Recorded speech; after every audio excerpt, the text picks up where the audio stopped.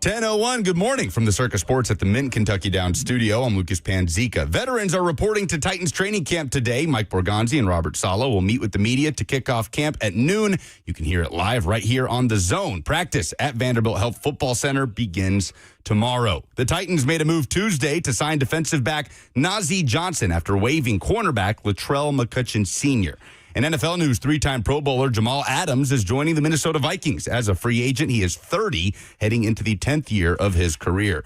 Colts quarterback Daniel Jones joined the Pat McAfee show on Tuesday and said he is fully cleared from the Achilles injury that ended his season last year as the Colts head into training camp. For all your foundation repairs and waterproofing needs, visit USSTN.com. Breaking news at once in your home for the Titans and Vols. This is 104.5 The Zone.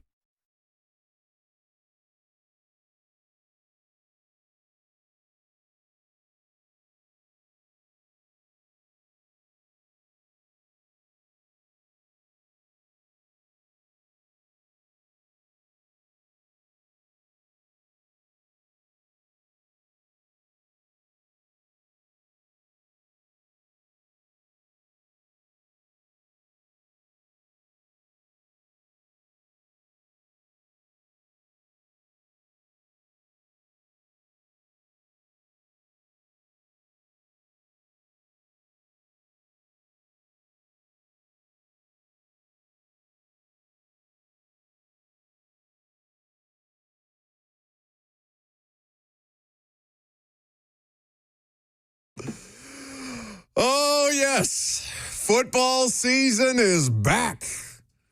Is it better than ever? Who's to say? But it's back. We don't have to care about who's won, who's lost just yet. You just let the glorious sound of sprinklers, of tires being flipped, of whistles being blown, of grunting and sweating and strife and struggle wash over you. Because football is, at least for us, officially back in our lives in less than 2 hours from now. Robert Saleh, Mike Borgonzi will have a press conference. Robert is fist-pumping vigorously. I'm glad it's above the desk. Otherwise, it would be construed as something else, which would also indicate excitement. But yes, the Titans open training camp today. Congratulations. Free agency, the draft, the Super Bowl, the whining, the pining, everything, wishing it was here. Well, ladies and gentlemen, you made it to the dance, and best believe that this is the dance. What's going on, fellas? How many days until the Titans season opener? Don't do this. Don't you dare do this. I'm not going to be the one to do it today. I literally looked at him before the mics turned on. I said, listen, I need your help. 47 days of training camp talk, of Yes, the sir. preseason, of joint practice. Yes, of sir. Robert Saleh, Mike Borgonzi, and Titans players saying things, of watching Cam Ward and watching this offensive line. So it is back, kind of, sort of, but it is another step in the right direction. We are so stinking back. We are so stinking back. Send a carrier pigeon, put up a smoke signal. Hell, Paul Revere it if you have to. Shout it from the rooftops. We are back. No more. No more of this, oh, we get to talk about, oh, I wonder how. No. It is position battles. It is injuries. It is who's there, who's not, who's winning, who's losing, real things, real football. It's what we have all waited for months. I'm shaking. I'm so excited. I can see it. You are visibly shaking. I might accuse you of drug use if I didn't know better. The only drug in his system is football. Let's go. And a Celsius and a Zen and 2 cigarettes. Nothing other than that. I saw you just more, enough nicotine to kill a small animal. Coursing through Robert Walsh's veins. Yes, indeed. Look at the chat. Don't take this moment of happiness away from us, Lucas. I'm not taking anything away. So you are going to be the one to rain on their parade today instead of me. Okay. Who's raining? Very good. You, when you looked up how many days till they play an actual football game. That's fine, baby. I'm the umbrella. I will shield you. Yes. I will shield all of you. Umbrella, Ella. I thought you were like malfunctioning for a second. I was confused. Does not compute. Must talk soccer. Talk about someone kicking a ball. We can do that. Tommy Townsend tomorrow is going to be booting them. Tommy Townsend is a Titan. Who's the most, this is a fun game. I had to think about who the hell the kicker is. It's still Joey Slye, It's right? still Joey Slye. But who is the most, oh yeah, they signed him, guy of Titans training camp. Like 4 Titans fans as they're driving around listening to training camp coverage. Ramon and Will be out there. We'll be out there. Who is that guy at the top of that list that Titans fans will most often be saying, oh, right. Yeah, they brought that guy in. I feel like Townsend's up there. The punter? Are people going to do that for the punter? Yeah, people know who Tommy Townsend is. Okay. Either the long hair, he's a Super Bowl champ. He started his career at Tennessee. Sure, but there's only the one of them, right? Like, I don't know. Maybe we'll get a call. You remember that one guy that called us a couple of years ago during Oh No? It was a Tuesday, as a matter of fact. And he said, my no, oh no is the Titans roster. Have you guys seen this lately? And like was just completely ignorant. That was like, so funny. But it's like we so are maybe somebody will do that. Be like, hey, no, but there are. How about Tommy Townsend? There are. Like we are just locked into this stuff every single day. And obviously tons of Titans fans are too. But there's a lot of Titans fans that are like, oh yeah. Oh, Solomon Thomas. Solomon Thomas is a good one because Solomon Thomas is a former number 3 overall pick. He's a former first-round pick, but obviously Solomon Thomas' football career has not been that of a third overall pick. And listen, Solomon Thomas is how many years in the league? Almost a decade, right? At 17, he was drafted. Yeah. So, almost 10 I thought years. he was saying 17 years. I was like, oh my God. 17 years. I'm so LeBron old. James of depth players. Daryl says, not Amani Hooker, Hendon Hooker. Oh, yeah. They brought Hendon Hooker. No, I feel like the Vols fans are going to be loud enough about Hendon Hooker and Will Levis being on the same practice field that's not avoidable. Solomon Thomas is probably a good submission because that's a high draft pick that's played for the Niners and the Cowboys, famous franchises. And people will probably not remember that he was acquired via trade this year. They gave up, a 7th to acquire Solomon Thomas? If I remember, it was a 7th, yeah. This is good for us because we have not paid any attention to them for the last, I don't know, how long was the World Cup? 6 weeks? 5 weeks, yeah. So we are now and it's good for us too. So we can kind of dust off our, hey, they did this and they did that. And maybe we'll see this and maybe we won't. I don't know. We'll see. But we'll be out there tomorrow for the foreseeable future. And watching second-team quarterback Mitch Trubisky. Look at the smile on your face when you said Mitch Trubisky. I'm so excited. Nobody has smiled that big while uttering the name Mitch Trubisky. Maybe the woman that made him tweet "I love boobs" in high school. Maybe she smiled. Wasn't that Josh greatly. Allen? I'm pretty sure Mitch Trubisky likes boobs. I think they both. Did they both have one of those? They both Hold have on, a let me boobs check. tweet. I believe that Josh Allen also has an "I love boobies" tweet. Michael Carter. That's a great one for people to be like, oh, right. They signed Michael Carter. That guy who had like a little stint of being a good fantasy running back with the New York Jets. Oh, Mitch. You're making a face like you didn't know they signed Michael Carter. I had completely. Mr. Titans insider. Yeah, the man, 27-year-old Jets running back, former Jet, former Cardinal. Mr. Titans insider. It's July 28th. I'll catch up. I was wrong. I was wrong, guys. I shouldn't have put that on Mitch Trubisky. He likes to kiss boobies. Oh, my God. Did he famously. tweet that in high school? Yes. What was the year? What was the vintage on that tweet? 2011. Excellent. Yeah. A fine year. No, Let me be none of the us tweet were- sommelier. None of us were thinking of Twitter ramifications in 2011. Certainly not. I love to kiss boobies. I have a prediction. Good for him in 2011. How old was he? Right? High school, probably.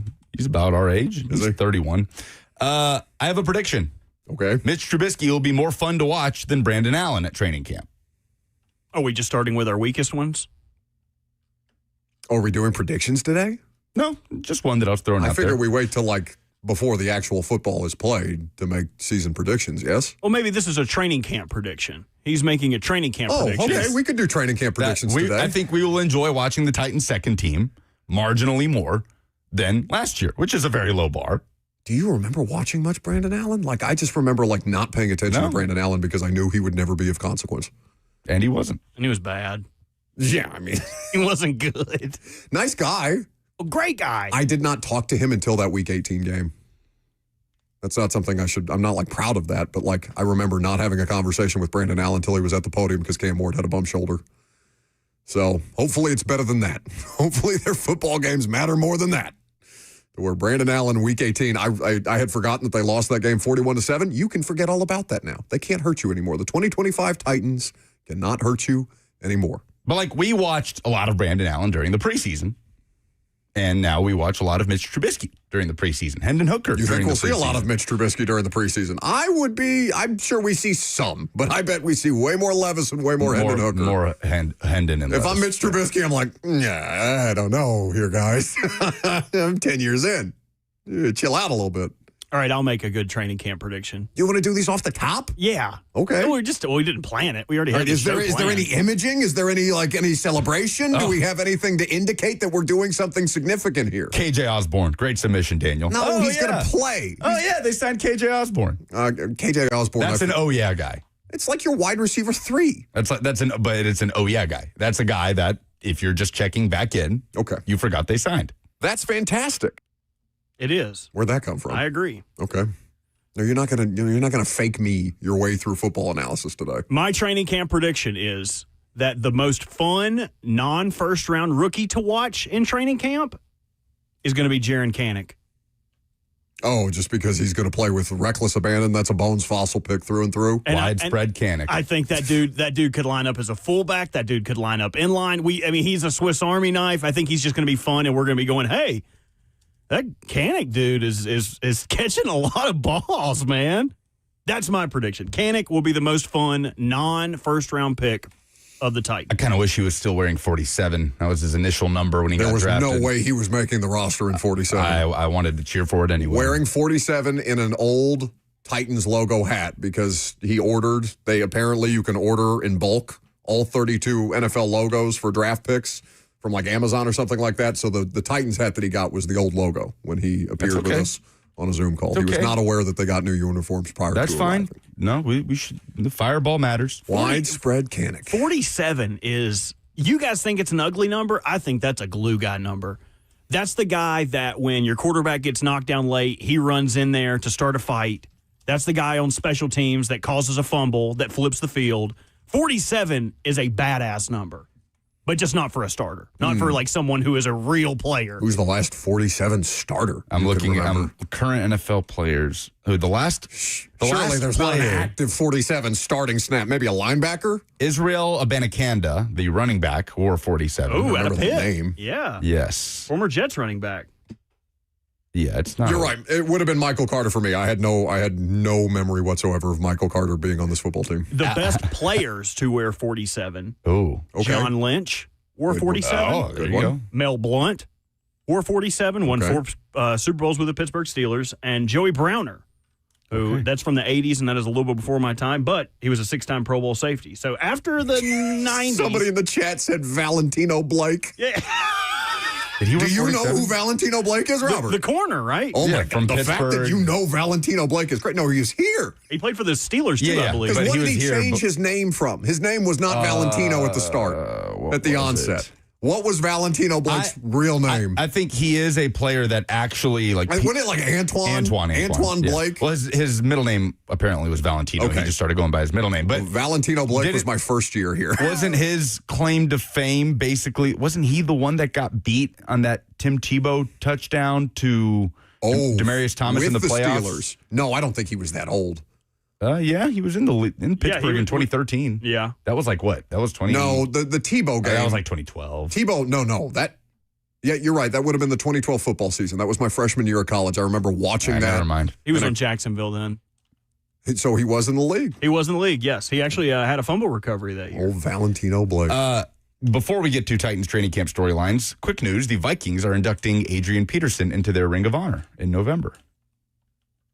Surprised he wasn't already in there, but I guess these things take time. There's a little bit of... He's not covered himself in PR glory the last few years of late, so I don't know how much of a decision... Maybe they thought about it earlier and then he got a DUI or something. Maybe. Because he's had... Has he not had multiple DUIs, Adrian Peterson? The I know only he thing had the incident with his kids. That's the only thing I think of. Did he have a... I think he more recently had a DUI. Oh, no, was it he got in a fight at a poker game with his Like a wife celebrity present? poker He game. got arrested in 2025 for driving while intoxicated. Okay. Yeah. And again later that year.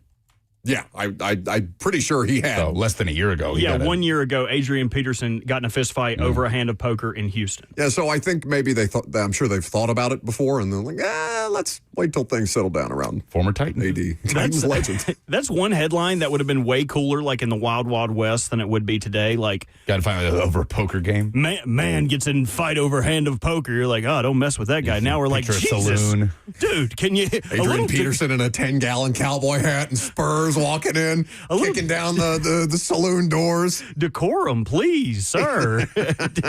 What's that switch in your back pocket? What's that switch? It's for my horse, I swear. So anyway, football is back. Robert is excited. I will get there. Lucas is dragging his feet. I'm bouncing off the walls. No. I don't know what you're talking about. People can tell. Okay, the chat can tell. The chat can tell that your body language is bad, that your shoulders are slumped a little bit, that you're faking a soft smile like Tony Romo in his DUI picture. That's not true. That's all lies. Give us a real smile. I'm like that girl from in Obsession. I was going to say smile. You watched it? No, he didn't watch it. How are you going to cite things from a movie that you Wikipedia? Yes. It also infiltrated my algorithm, so I've seen all of the critical scenes with the safety of my phone. It doesn't count. And I the Odyssey Wikipedia is the just- entire plot. So I feel like I've watched What it. if someone told you, yeah, I don't really want to sit through a 3-hour movie. I'm just going to read the Wikipedia for Christopher Nolan's The Odyssey. And that's how I got through AP English, Spark Notes. I guess it's not a 1-to-1. 615-737-1045 is the number. So, practice doesn't begin today. Today is just a formality. The players arrive today. They will have meetings. There will be, height, weight, all these different things checked in on, measurables, physicals, things of that nature. There will be conditioning tests. And Saleh and Borgonzi will speak at noon today, a press conference which we will carry live for you.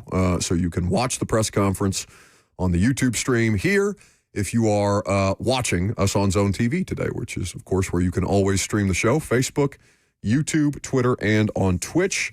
You can also call us at any point if you want to chime in. Do you have training camp? Are we doing training camp predictions for the audience? Because I'll come up with one. You got to give me a second to think about it. Yeah, that's fine. 615-737-1045. I'd love to hear people training camp predictions. Because clearly I need to look at the roster for the team that I cover because I completely forgot Michael Carter's existence. So, happy training camp. Ramon Foster doing a really cool thing that you're going to want to be a part of. The Kickoff Confidence Shoe Drive, benefiting children served by From Your Father, a Middle Tennessee nonprofit supporting single mothers and their kids as families prepare for a new school year. Backpacks and school supplies are often available through community drives, but finding a brand new pair of shoes in the right size, much harder to do. Shoes need to fit, last, and carry kids through long school days, recess, PE, and everything in between. So we're asking you to help us out, help Ramon out, raise money for a good cause. You can sponsor a child today for just $55 by donating on the link at 1045thezone.com. We do appreciate everything that you guys do for us as we endeavor to help the community out through a number of different causes. Ramon has done this how many times? This is his third shoe drive, Robert? Second or third. Second or third. I'm not sure. Anyway, great cause. Well done by Ramon. Well done by you if you are able to help us support. Coming up next, we will talk about the biggest camp stories or the biggest stories as camp gets ready to open. I'm Buck Rising. It's 104.5 The Zone.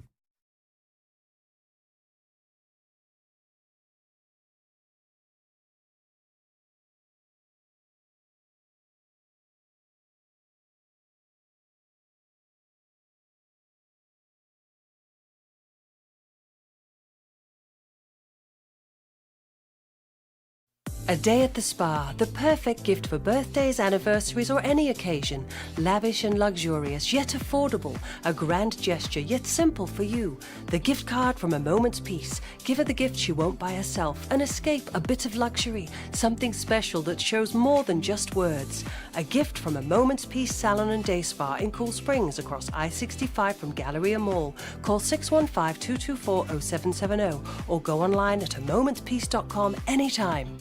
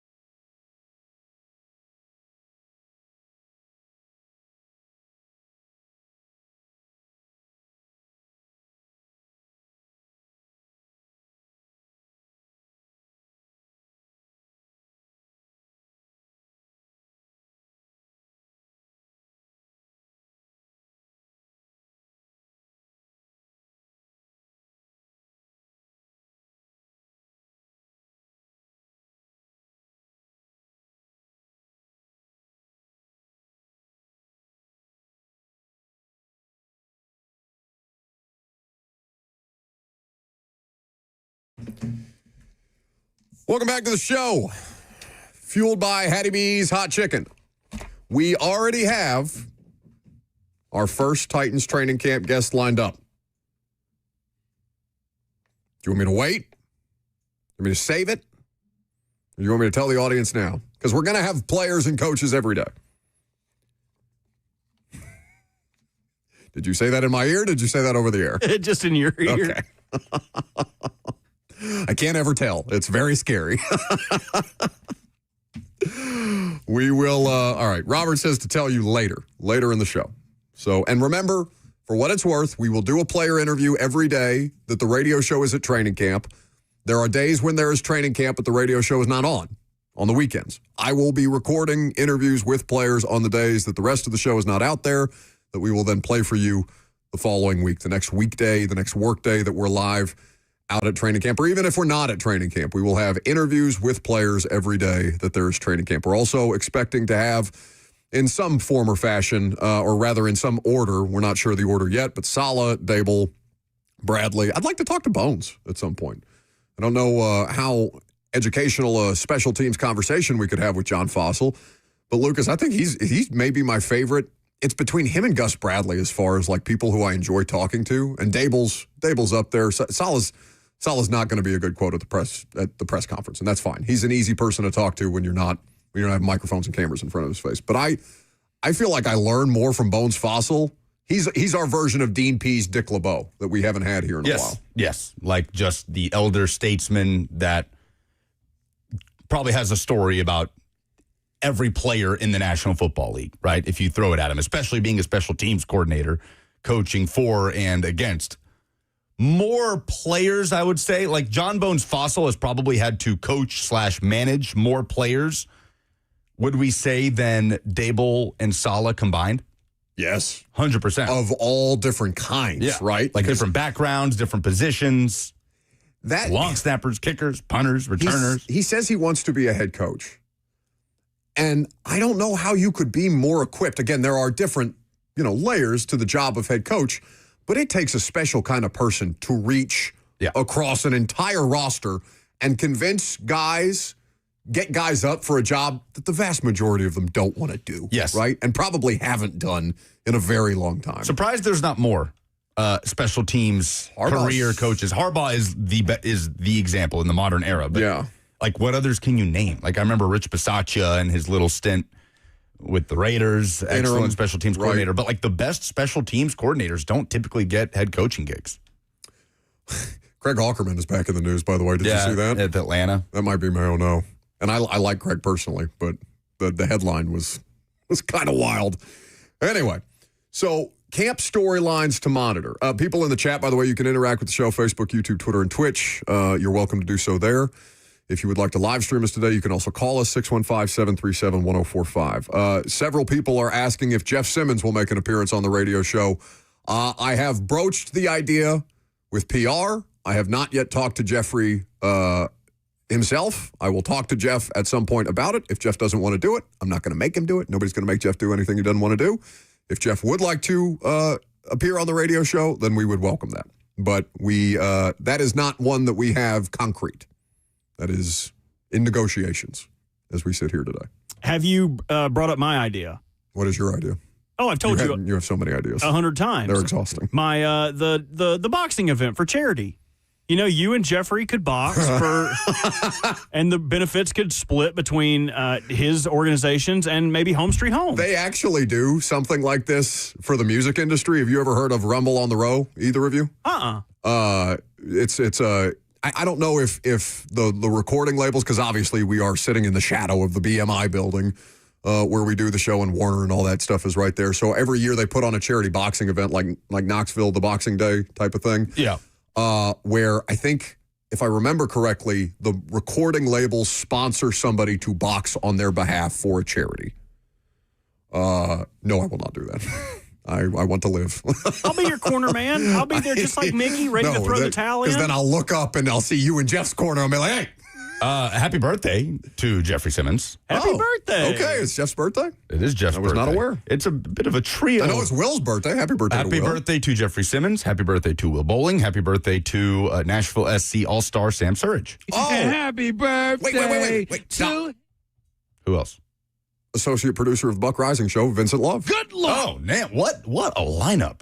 What a lineup Happy of birthdays. birthday to him. I thought you were I don't care. calling out one of your Fox producers. Good luck. I was about to have to cut your mic off. Man, shout out July 28th. Your ongoing rivalry with the two people that produce my Fox show, or our Fox show, not my Fox show, it's unbecoming. It's beneath you, I feel. I've had an issue with both of you finding other lovers. Yeah. Who do you have? Robert's been pretty scorned lately. What do you have going? Who's your side piece? My guy, Jamie Watson. Jamie. Oh, Jamie, you're the best. No, Lucas, you're the best. We figured it out, though. Even though he kicked me out of the love triangle when I tried to broach my encroaching goals of death idea. Y'all talked it out. It's okay, How baby. could you have ill will towards Jamie Watson? He's a wonderful man. Oh, Jamie. Oh, he's so handsome. He played soccer. He's so fit. I have a smoother belly than he does. Have you guys, speaking of the idea of Jeff Simmons inflicting physical pain upon me for other people's enjoyment, have you guys seen this Myles Garrett video? He's got some coach, not a Rams coach, but he's got some coach who he pays to literally tackle. Like you'll find it maybe on the NFL's Instagram feed, or maybe the Check Down, I think, had the video of it this morning. I saw it, the way that he hits this man with Myles Garrett having no pads on and this human being holding only a chest pad. It made me physically grunt like I got hit. Oh, my God. It's not even that he doesn't hit him square either, Robert. He hits him with like the tip of his shoulder, and this human being that is not Myles Garrett goes flying through the air. my goodness. I Both never feet want off to the do ground. anything like No, that. it's not even his shoulder. It's like just his left arm dangling out just goes into the pad and the guy goes flying. It's like what would have happened to Simba when those wild wildebeest were Yes. charging if he didn't have plot armor. And this dude that he decks is massive. Like he looks He's like built. He looks like he's stout. looks Yeah, like a he's kind of like built like bodybuilder. me, like a Right, really right. tight, strong guy. Yeah, huge biceps. Very Robert Walsh, and he just gets clotheslined. Like a Geodude. So, yes. That's it. Anyway, so yes, we will have great interviews for you the whole way through. Ramon and Will also be out at training camp. I know their schedule's a little different just because of the morning, but they are expected to have guests at training camp throughout the course of that as well. So we will have you covered from start to finish. As far as the biggest camp storyline goes, do I have to take Cam Ward off the table because that's the thing we've been talking about the entire way through? Cam Ward is the obvious He's the only thing 1A, far and away the most important piece of the Titans 2026 season. by a mile. So we can take Cam Ward out of the conversation because that's an obvious one. Cam Ward is the most important thing. His success is the most important thing. Yeah. Okay. Now we move on. How many do you have to get to? Because I made a list last night before I did the primetime video. How many storylines of interest to Titans fans do you have to get to before you get to a defensive one? Because I made it through 4 before I had my first defensive storyline to monitor. Because so much of it is Cam Ward dependent, you have to talk about the offensive line like we talked about it. That's the 1B to the 1A of Cam Ward. Those things are completely conjoined in their importance in 2026. The weaponry around Cam is critical for obvious reasons in 2026. And then I would get to the defense, as to remind folks, Robert Saleh is calling plays, which he did not do during his time as the coach of the Jets. Right, but he's obviously been a defensive play caller for 100 years. Yes. So Gus Bradley is here to help him monitor the But situation. In He has terms an of assistant. balancing those with head coaching duties, that's the first time he will do that this season. Yes, and that's well, I guess preseason, right? Ahead of preseason, so it's technically a training camp storyline where we will see the workflow, the dynamic of that play out, because he kind of shrugged it off when we asked him about it. He said if, we have some level of issue with some level of communication issue with the way that I call plays, then we all need to get out of this business because we've been doing this for too long, which is a nice thing to hear, right? That in of of itself, to just have a coaching staff shrug off the idea that they have done these jobs in all of these different jobs a million times over, is a stark departure from last year's staff, at least the principal parties, right? Offensive coordinator, defensive coordinator, head coach, all these things.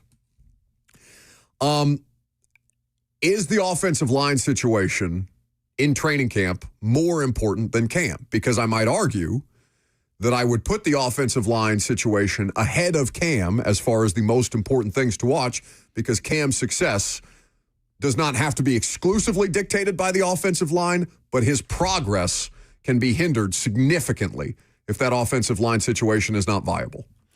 Yeah, I mean, it's about wiping excuses, right? I don't know if you were here when Robert and I talked about this, that to me, Cam Ward, like, there's a picture of what Cam Ward is right now as a quarterback prospect and what his trajectory could be, but you're looking at it through a very dirty window, and the window is just smudged full of excuses, valid excuses from the 2026 season, right? So this whole offseason has been the Titans trying to wipe away excuses, clean up the offensive line, give Cam Ward wide receiver help, give him an established play caller that has a proven track record of developing quarterbacks and calling off and organizing an offense in the National Football League. So that offensive line probably remains the most valid excuse for why Cam Ward could struggle in 2026, especially at the early onset with no J.C. Latham. Like, it may be a struggle early on, man. Like, I think Titans fans should have the expectation that we're talking about this offensive line group in those first couple weeks of training camp. Like, all right, they've got a ways to go. That's what I'm expecting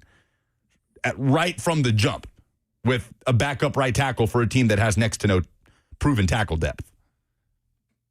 Is Cordell Volson going to be the starting right guard? I mean, from center down to right tackle, like, it's the question marks. Schloman's the center. Like, we know that he's the center. But he's here on a one-year deal, right? Like, this isn't some long-term solution. So it's like the question marks grow in size as you move from center to right guard to right tackle, right? Especially with Latham injured. Oh, my God, they're carting off another Panthers player. Did you see this? In training camp? Dang. Who? Tight end Mitchell Evans. Oh, wow. 7th-round pick out of Notre Dame. Appeared to injure his left leg in team drills. Being carted is out on the field for him. That's Joe Person, who covers the Panthers for The Athletic. He does a really good job. That is one of the most cursed positions in the NFL. Name a good tight end the Panthers have had since Greg Olsen. Yeah. Did Hayden Hurst play for the Panthers? He did for a hot second. He had a decent run, right? He decent. Maybe I would say below average. I don't know if I would say decent, but I would name one. Name one that is not Hayden Hurst. What's the first name of Trimble? Didn't they have a tight end? Tommy Trimble. Yeah, that's Tommy correct. Trimble He's their starter. Yeah, he's highly drafted. Fine. Okay. Wasn't he a first rounder? No, I don't believe think he so. was a third rounder. Oh, he was awesome in college. Also, Jatavian Sanders out of Texas. Just nobody can shake loose at tight end for the Panthers. That's interesting.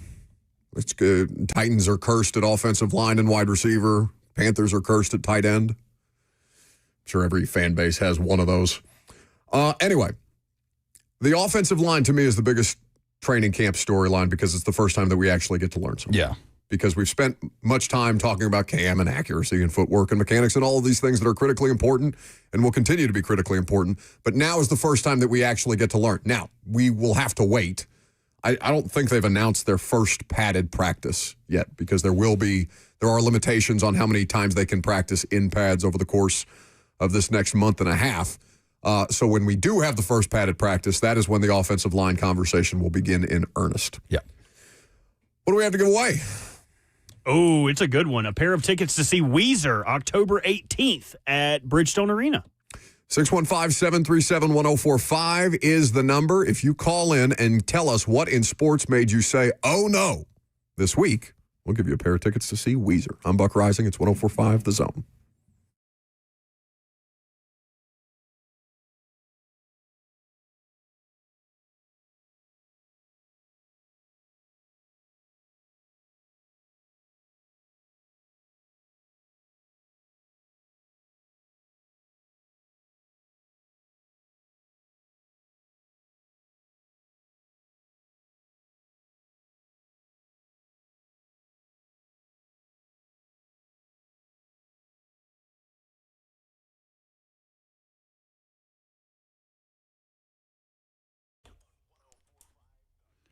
I know it's only about 10:40, but don't lie. You're already thinking about your lunch break. You've been at work for a couple of hours now, and you're thinking about where you're going to pop off to. Maybe to come back to the office. Maybe to take a quick reprieve, sit in the sunshine. I have your answer, Hattie B's Hot Chicken, and you've got to rush to Hattie B's Hot Chicken to try this new limited time only sauce, Hattie Q. That's right. People asked for a barbecue sauce. Hattie B's delivered, but it's not your regular run-of-the-mill barbecue sauce. It's creamy, it's smoky, it's barbecuey, and we got a chance to try it out yesterday in studio. It's perfect. With your favorite Hattie B's hot chicken spice level, whether that's the mild, the southern, the medium, all the way up to shut the cluck up, it pairs perfectly. Plus, those scratch-made sides, my personal favorite, the pimento mac and cheese, but the southern greens, the grits, the baked beans, you cannot go wrong. Download the Hattie B's app today and check out their new location in East Nashville on Gallatin and go to Hattie B's Hot Chicken.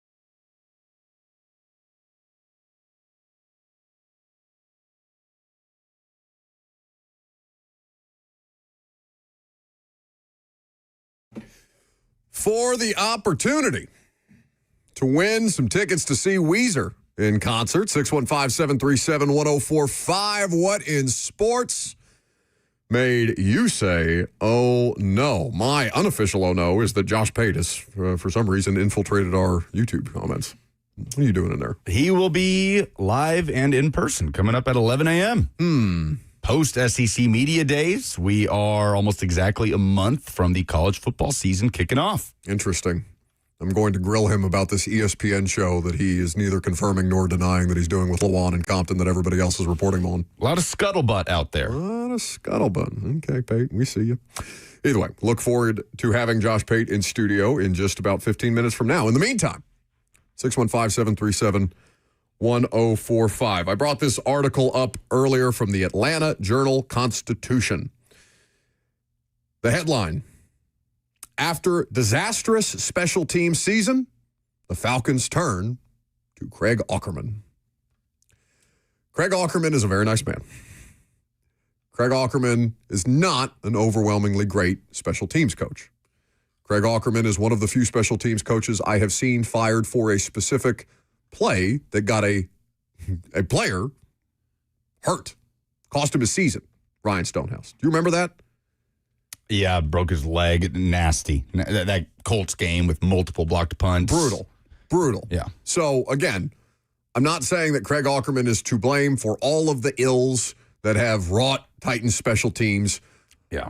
And they found the one person who was worse than Craig Aukerman, for what it's worth, in, what's my guy's name? The former safety. The dude that Callahan hired. What the hell was that guy's name? He was here for 5 seconds, and then he got canned for thank God, Fossil. What is this man's Colt name? Anderson. Colt Anderson. Yes. They found the one person in the league who did a worse job than Craig Aukerman did in his final year here. The Falcons have many problems to figure out. Craig Aukerman, savior of special teams, is a concept that made me say, oh no. This is something that is just for me, basically, and maybe a couple people in the chat that have been asking me about it. But the Italian Football Federation is what had made me say, oh, no. Very short Spark Notes version. Italian soccer has been doing it again, Robert. It's happening. I'm having withdrawals, all right? You got to give me a little something. Just give me a little taste. We gave you 5 weeks. Just give me just a little taste. I would never let you get sick, baby. You gotta, I got to wean off of it, okay? Let me get him a Narcan patch. Give him a soccer's ball-shaped Narcan patch. Italian soccer is broken. Absolutely broken. They finally made a change at the top, bringing in an Italian legend in Paolo Maldini, who finally can bring a shining light into the future of Italian soccer. He went out and hired his buddy, another Italian legend in Andrea Pirlo, and then 16 days later, it completely fell apart because Andrea Pirlo apparently is tied with a Russian gambling company. And so that completely fell apart. Paolo Maldini, 16 days after taking the job as the technical director, stepped down, and they start over again. They've made new hires, new replacements. Roberto Mancini is going to be the new coach, which, whatever, that's fine. But Italian soccer, once again, for the last, at this point, we're going on 15 years, is what's making me say, oh, no. Thank you. You're welcome. I'm willing. I love the idea of anytime we let him talk soccer, he just says, thank you. Just a taste. Thank you for your time. Just need a taste. Go ahead, Robert. I'm sorry. No, you're fine. I'm willing to give people a little grace when they make errors because it's not easy to know everything about sports. And I'm mostly willing to give this to people in the industry because when you work this job and you talk a lot, you're going to say some things wrong. But there's some things that I feel like everybody should know. Jason McIntyre was filling in for Colin Cowherd, and he was very sold on the idea that the Chargers did not have someone that they need.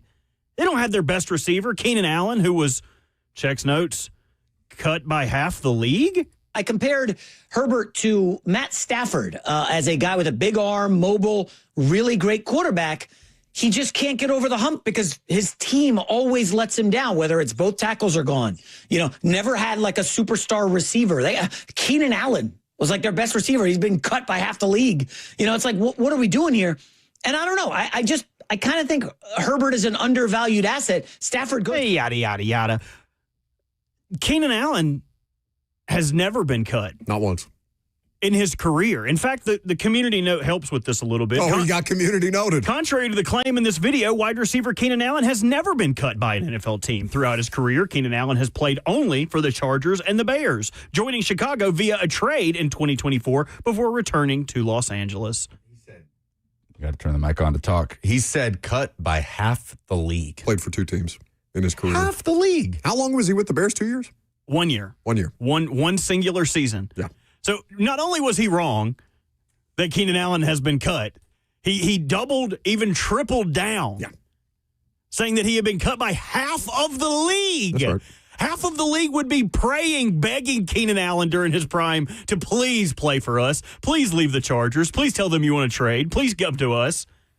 Take it easy on my colleague there. Old Fox Sports Radio's Jason McIntyre. Yeah, that's what you get with those Fox producers. They don't really help you out. They leave you out to dry. They let you have misinformation. Ian and Mary are excellent. I'll hear no slander. I'm sure they're excellent at getting the facts wrong. That's what made me say, oh, no. You ever had just a blunder like that, though, where you say something and say, oh, that couldn't be more factually inaccurate? Yes, I do. Literally all the time. All the time. Literally all the time. Every day. I feel like we do it once an hour. When we do it, people get to dunk on us, so that's the nature of the beast. Turnabout is fair play. I'm sure they would do the same thing if we were to say, like, who's the best baseball player ever? Andrew Jones? Andrew Jones is the best baseball player. They'd be like, I can't believe this hokey thinks that. I remember the first year that we started doing the show, and I thought I still had to care about all sports. So, like, I was trying to fake my way through baseball playoff analysis, and Lucas got in my ear at one point and said, that team was literally eliminated 2 weeks ago. We are getting calls. I said, okay. Like, yeah, just No more baseball ever. Yeah. 615-737-1045 is how you call in for the opportunity to win a pair of tickets to see Weezer in concert. All you got to do is tell us what in sports made you say, oh, no. How about Ben in Nashville? Hey, guys. Yeah, so definitely for me, it was Tour de France. Second to last. Oh, no, your phone line. No. Give him a chance to. There he is. Hey, can you hear me? Yes. Hello? Stop it. Go ahead, Ben. Definitely, it was American cyclist Sepp Kuss in the final mountain stage of the Tour de France, descending. He'd been in the lead every mountain and then crashed twice in the last, 2 miles. They think, combination of the altitude and the exertion. He just sort of blacked out, crashed twice, back-to-back. First crash, he was still in the lead, gets back on his bike. Second crash, he almost falls off the side of the mountain, is caught by a net on the side of the road, and he ends up in third. But just a crushing defeat for American in the Tour de France. Would have been amazing, but at least he came out alive. Yeah, no kidding. All right, Thank you for man. the call. Remember to stay on hold for the opportunity to win those tickets. I'm watching the video now, Lucas. Yeah, it's terrifying. So he collides with a wall. He just runs straight into it. Yeah. I mean, it's literally a cliffside. Might have gone over the side if not for that safety net. I mean, yeah, that's what it's there for. But oh my goodness, How many times do you think it took for them to put up the safety net? But if he hits that wall, because the safety net kind of ends, if he hits that wall, if he's 20 feet ahead of where he is, he's going over. Yeah. Oh, yeah. No, he is at the very Literally end of at that the end net. of the net. Man, That sucks. near disaster, though. Man, well, that is Glad he's okay. Tour de France on the show. That is range. Yes. We do it all, baby. Harmon is in Nashville next. Hey guys, how you doing? Doing good. My oh no was yesterday the Buffalo Bills revealed their alternate uniforms, and they are probably the worst alternate uniforms ever. I don't know if you saw them, but the helmet no longer has the charging bison. It has basically the stripe and the eye from the charging bison, and with a blue background, and they have these nickel gray jerseys and pants. It's just god awful. It is truly god awful. Thank you for the call. I'm looking at more angles of it because I did see it in passing and said, ugh, that's kind of gross. Yeah, and It looks Arena League-ish. I never have strong opinions on uniforms. I always think they're fine. People make a big deal about them. These look a little bleh. I felt bad for Deion Dawkins yesterday, Robert. He's getting fat-shamed in his new uniform. He's You being used shouldn't. Why is it, you don't He's like a him? disgusting fat blob. Damn. Maybe instead of making it a personal attack, maybe you say he displays the behavior of a disgusting fat blob. Nah, he's a disgusting fat Yeah. blob. He thinks he's funny. He's not. He's very cringe. What is this? Have you seen the helmets? They look The helmets are horrendous. confusing. Yeah, I don't understand like what they're even going for, to be honest. This is the biggest botched new uni since when?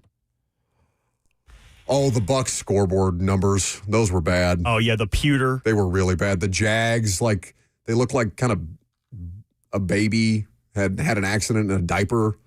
So it wasn't quite sure the consistency there. Baby needs a little more fiber. That's what the color of the Jags. They were almost like peanut butter when they were doing the color rush stuff. They had like the transition helmets. You remember that? The Jags did? Those were bad. Yeah. Those were really bad.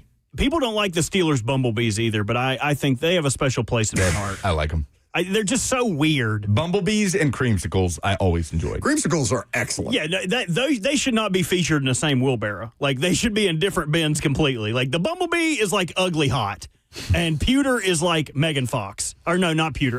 Or Creamsicle is like Megan Fox. Those are the creme de la creme. What is ugly hot? Ugly hot is... You mean like... Who's the woman off Hunger their Games? face? No. Who's the woman off, like, Mia Goth is ugly hot. I'm not familiar. Mia Goth? Yes. She was in the Odyssey. Oh. Ugly hot. Well, that seems mean. No, I'm ugly hot. Maybe just ugly. Who's the woman in Hunger Games? People are going to say this. She's not ugly Jennifer hot. Lawrence? Yeah, like Jennifer Lawrence, I would say is ugly hot. Like it's not a meaning. It's not just like you're just not picture perfect beautiful. You're not like I would say. So like a regular person? Yes, they look like a regular attainable Like a regular person. human being. Yes. Oh, she only has 1,500 Twitter or she only has 1,500 Instagram followers. Yes, let me follow her. Like not 20,000 because she's drop dead gorgeous. You know what I mean? But Deion Dawkins, he's just straight up ugly. You said someone needs more fiber. He needs more moral fiber. Moral fiber? What did he do to you other than play for the team that you hate the most? Bingo. Oh, okay. Very good. Yeah, as soon as he goes to another team, I'll probably find him funny. Maybe even hilarious. Future Ravens left tackle?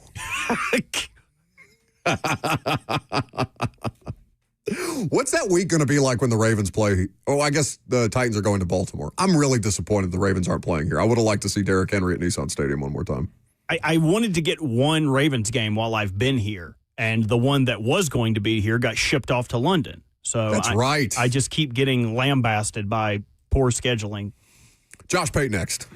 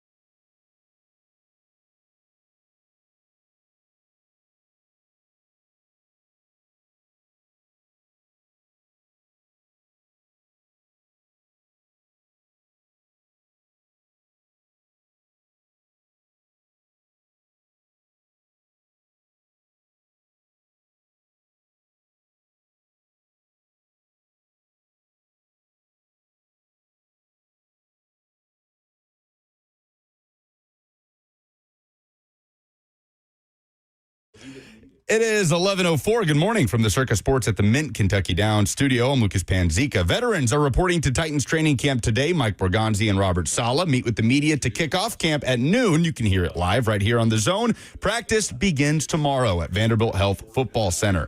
The Titans made a move Tuesday, signing defensive back Najee Johnson after waiving cornerback Latrell McCutcheon Sr. In other NFL news, Colts QB Daniel Jones joined the Pat McAfee show yesterday, saying he is fully cleared from the Achilles that ended his season in 2025. For all your foundation repairs and waterproofing needs, visit USSTN.com. Breaking news at once on your home for the Titans and Vols. This is 104.5 The Zone.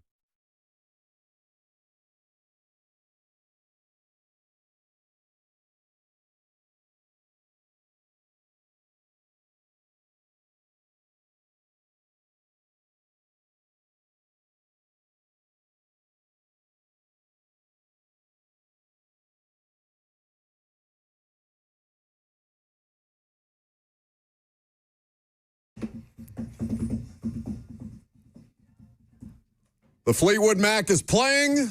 The bald caps have been donned.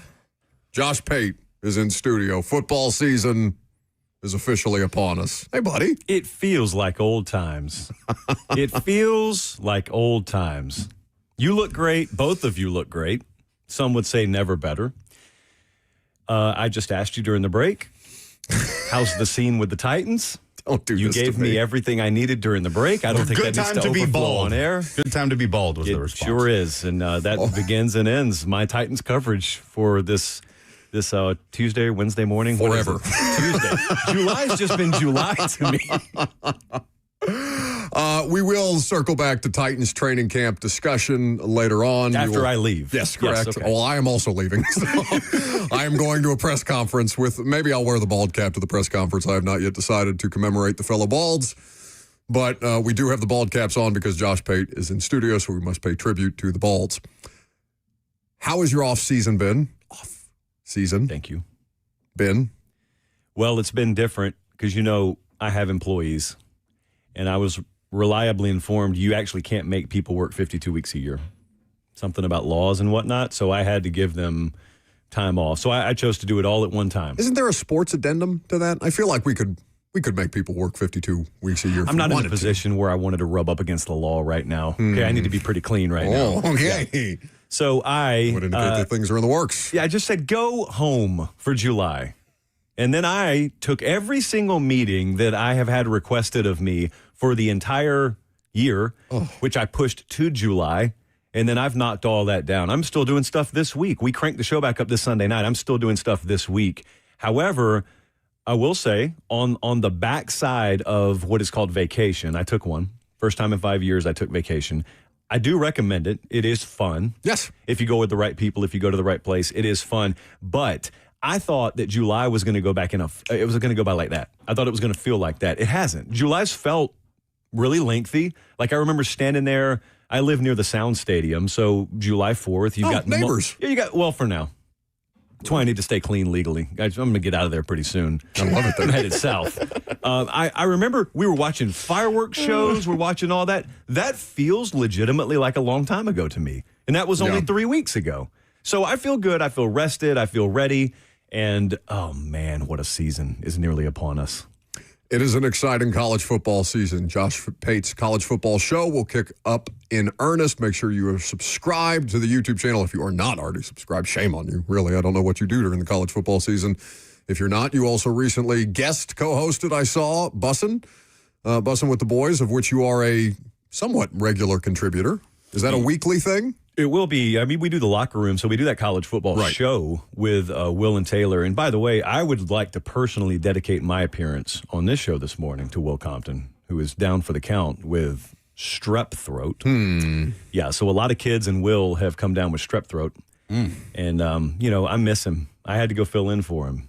Great opportunity, despite the circumstances. So you used the microphone that was coated with strep. Yeah, I don't know if he was inflicted before or after his last appearance there. Yeah, but I've talked to him this morning. The fever has broken. He's on the mend. He feels like he's on the backside of it now. So you suffer in July so you can shine in September. Those were my words to him because those were once Meemaw's words to me. I anxiously await a September in which Will Compton gets the opportunity to shine for the first time. My goodness. Miss you, buddy. I don't know if it's the bald cap. That doesn't sound like me. A lot of scuttlebutt around. Right to the juicy stuff. Yeah, that's all. Just scuttlebutt. Internet stuff, you mean? Yeah. Oh, you were like whispers and rumors. There's whispers, there's scuttlebutt about things that may or may not be happening, that may or may not involve you, and may or may not involve those guys. And? Just scuttlebutt. Do you have a question? No.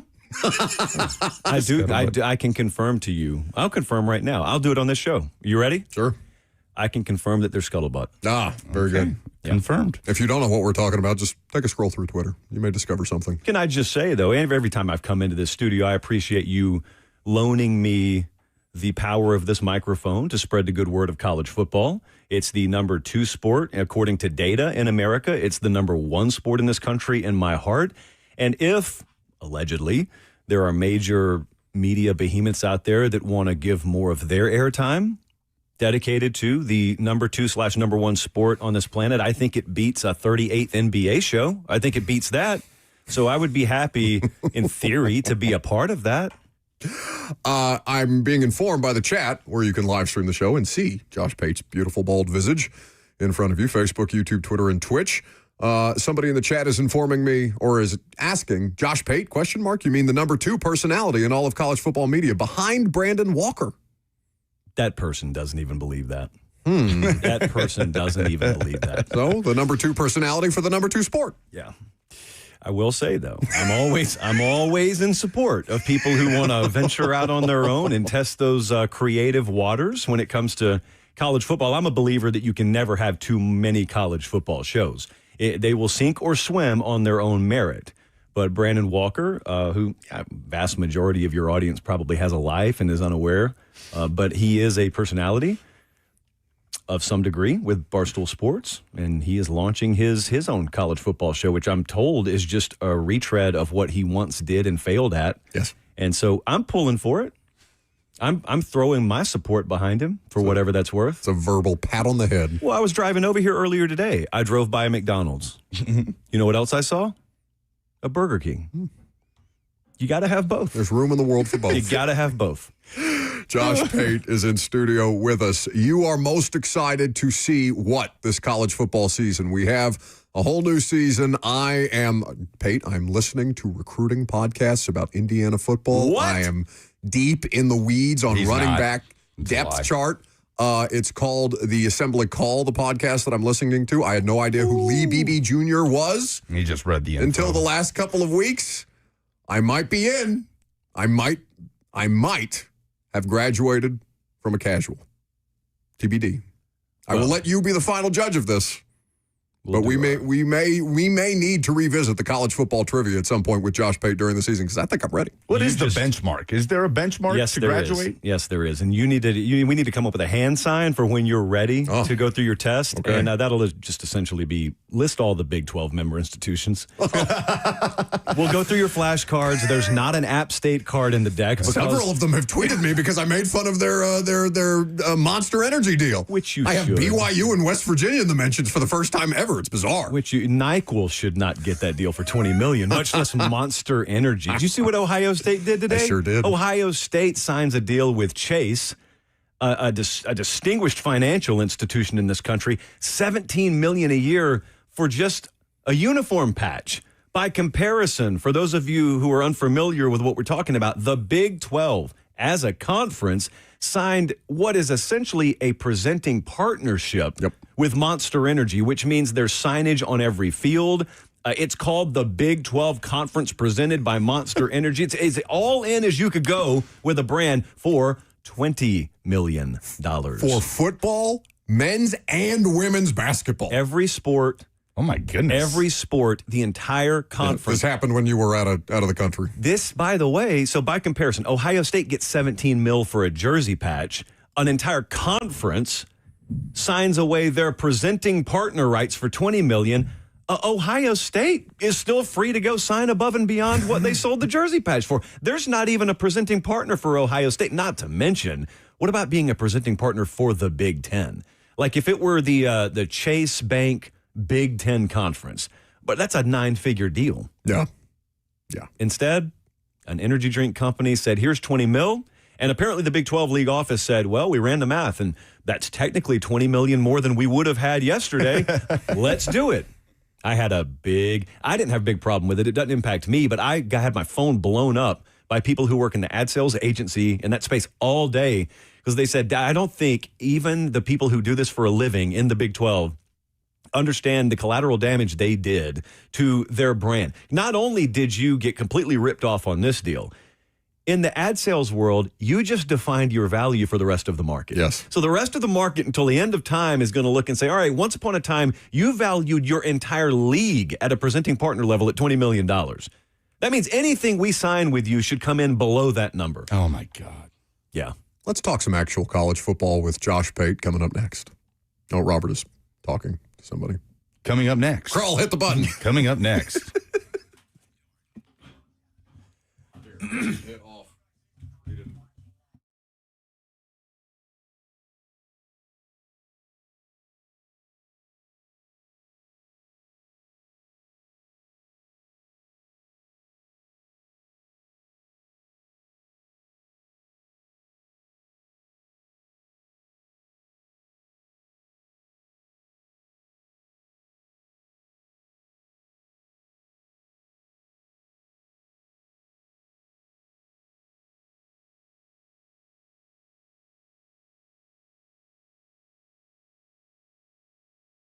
It's Ramon Foster, and I'm with Aaron from United Structure Systems. Man, they came by today to check out my house. If there's anything, any issues, small or big, you're gonna fill us in there. We can take care of it no matter what kind of problems. So first off, we'll just kind of take a look through your house and see what kind of issues you got going.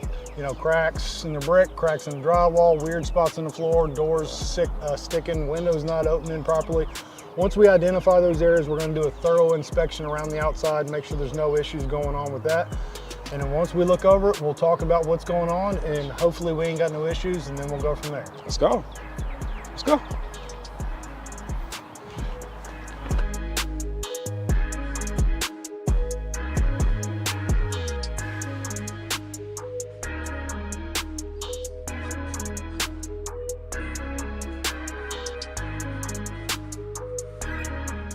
Mr. Foster, so we have looked at the issues that you brought up. We had the drywall in the attic up here above your bonus or your garage.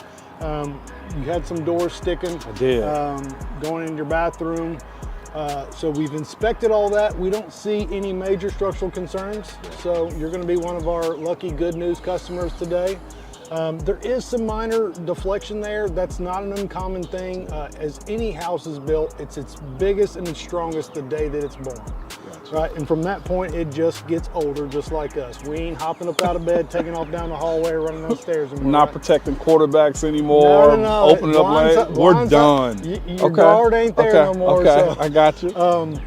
So it just happens. It gets a little older and it starts to deflect. Now, there are some things we can do to kind of help adjust those doors, mainly adjusting in the door, which we don't necessarily do, and maybe doing some light shimming in the crawl space down there to address those sticking doors. But for now, no major issues there. We did talk about the grading in the back and some issues that we can take care of back there for you. But that's pretty much up in a nutshell. No big issues and you're good to go. So. Awesome. So again, what you deal with United Structural Systems is it's upfront, it's honest, and now I can sleep peacefully at night, okay?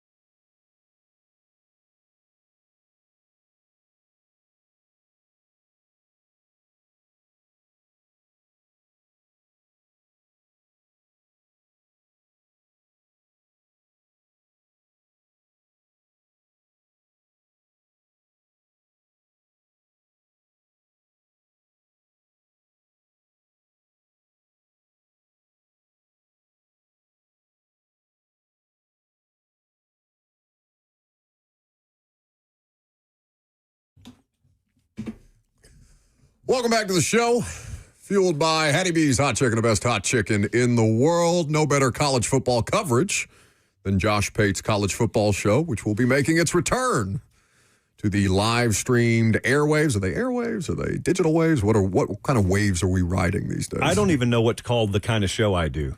It's not strictly a podcast. It's not a TV show, but there's a visual medium. There's an audio-only medium if you prefer that. What do you even call that? Because people tried to call it vodcast for a while. Ugh. I just didn't like that term. No. You spit that term out. But what is it? It's not just a show. That's not descriptive enough. I think that's the best that we have anymore, because somebody was arguing with me. Maybe, Robert, was it you that was arguing with me the other day that podcasts should not be considered TV?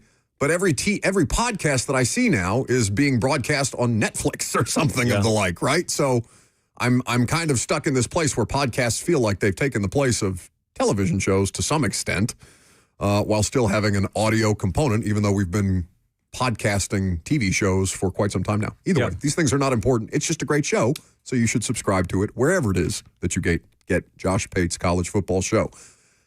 I had something to add, but I'm going to let you go because it's business related. It has nothing to do with 100% of people who are listening to the show, so we'll talk later about it. Go ahead. More pressure this year, Sark or Kiffin? Sark. 1,000% Sark. Steve Sarkisian is the only head coach in the SEC in what I would label championship or bust mode, because I think that's normally a stupid label. I don't believe in it, as I have talked to you about before when I come in here, because you ask, well, someone will ask, is so-and-so in a title or bust situation? Yep. My retort is always, define bust. Does bust mean he gets fired? Because most of the time the answer is, well, no, we're not going to fire him. Well, then it's not championship or bust. Maybe championship or disappointment. Is that what you're saying? But even then, that's so insane to say about 99% of situations in this sport. Because even the most loaded teams, Nick Saban's best Alabama teams, sometimes they won a title, sometimes they didn't, because there's a lot of variance that still goes into the equation, even if you're the best team in the country. However, where Steve Sarkisian is in a position where, A, he's never won a title, so he doesn't have the Kirby Smart, Ryan Day sort of thing to fall back on. Lanning, to an extent, you could describe this way as well.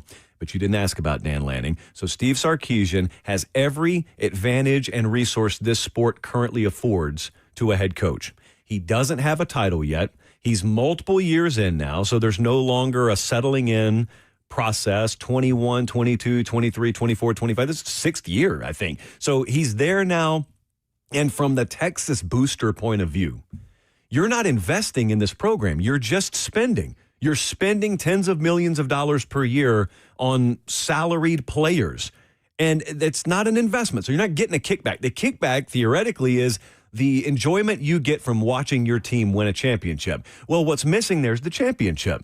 So I'm not necessarily a believer in this mentality, but take me out of the equation. I'm just telling you the way it is. The way it is with these Texas people is we've done everything that you've asked us to do, above and beyond. We've given you an edge on the rest of the sport. We've given you several years. No one's even whispered the words hot seat around you. You're going to come into the season, preseason number 1. 2 years ago, there was a can't-miss quarterback with a famous last name. We got him.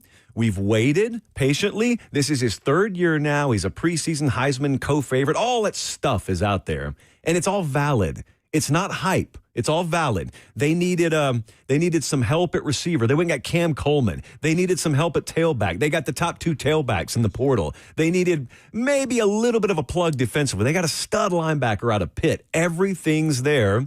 The trade-off is it's a tightrope walk. They're the one. They're the only roster I'd look at in the SEC. And I would say if that roster, given the circumstances, does not win a national title, that was a disappointing year, and there's going to be really weird conversation around him if that happens. Well, and I've talked to you about the Cignetti effect, right? Where Texas doesn't strike me, knowing, what little I know from afar of the Texas athletic department.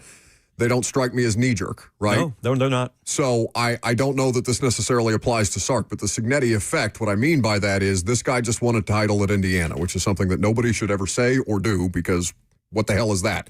How much does that increase the pressure on places that are more knee-jerk, that may not be able to find better options? Because I don't think Texas would turn around and be like, Cignetti won a title, you're fired. Because not that Texas can't find somebody else to coach that team at a reasonably high level. Steve Sarkisian's a really damn good coach. Mm-hmm. So I wonder how much of that permeates college football prior to games even beginning this season, understanding that the defending national champion is in Bloomington, Indiana. Big time, but I almost think Texas is immune from that. In a weird sort of way. I'd love to hear that, though. Well, in a weird sort of way, though, I think if Kurt Cignetti were to have been put out against Oregon in the semifinals last year, we'd be saying the same thing we're saying right now about Texas and Steve Sarkisian, because those people would look and say, independent of that, our circumstances are the exact same. I think where Cignetti really, really poisons the well for some of these guys is places where they haven't won, but they're all of a sudden spending money. I'm thinking of North Carolina right now. I'm thinking of Summerall taking over Florida right now. You could list, I'll tell you, Bob Chesney taking over UCLA. You've never asked me about UCLA with good reason, because we have been given no reason to expect UCLA to do anything in football. But now all of a sudden, when everyone looks at Indiana, you could say everything negatively you've said about UCLA about Indiana and then some. And it didn't stop Indiana. So why should we ever listen to anyone tell us, yes, you hired Bob Chesney, but it's going to take some patience? No, we're done with that. All it takes is us spending money. That's not real. That's not the truth, but that will be the perception. But Sark's in the position he's in, regardless of whether Kurt Cignetti was ever born. Josh Pate is in studio talking a little college football.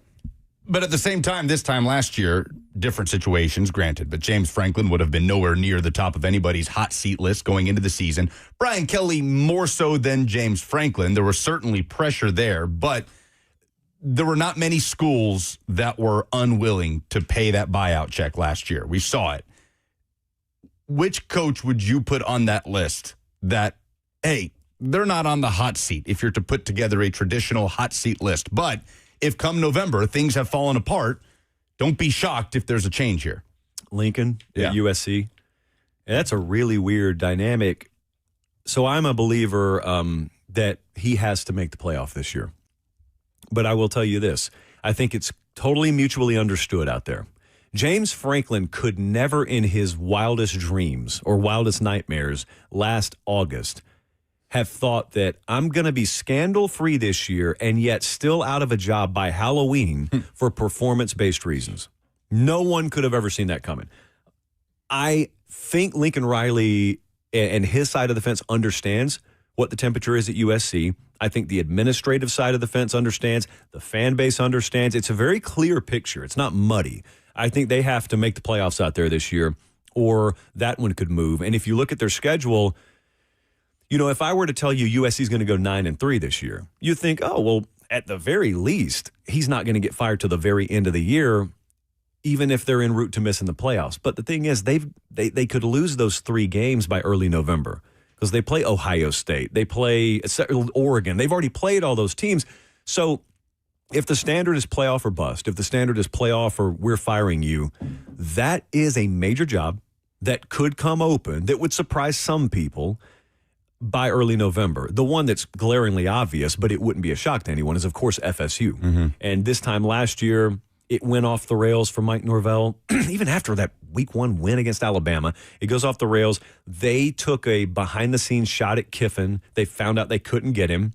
They being FSU, did not see anyone else worth paying that massive buyout for Mike Norvell to not coach there anymore.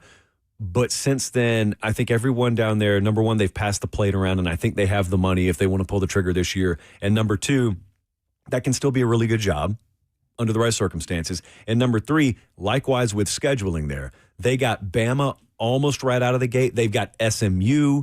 So they play, I don't know, like 3 or 4 losable games before mid-October. So that's another one where if the guillotine's going to fall, it could fall early.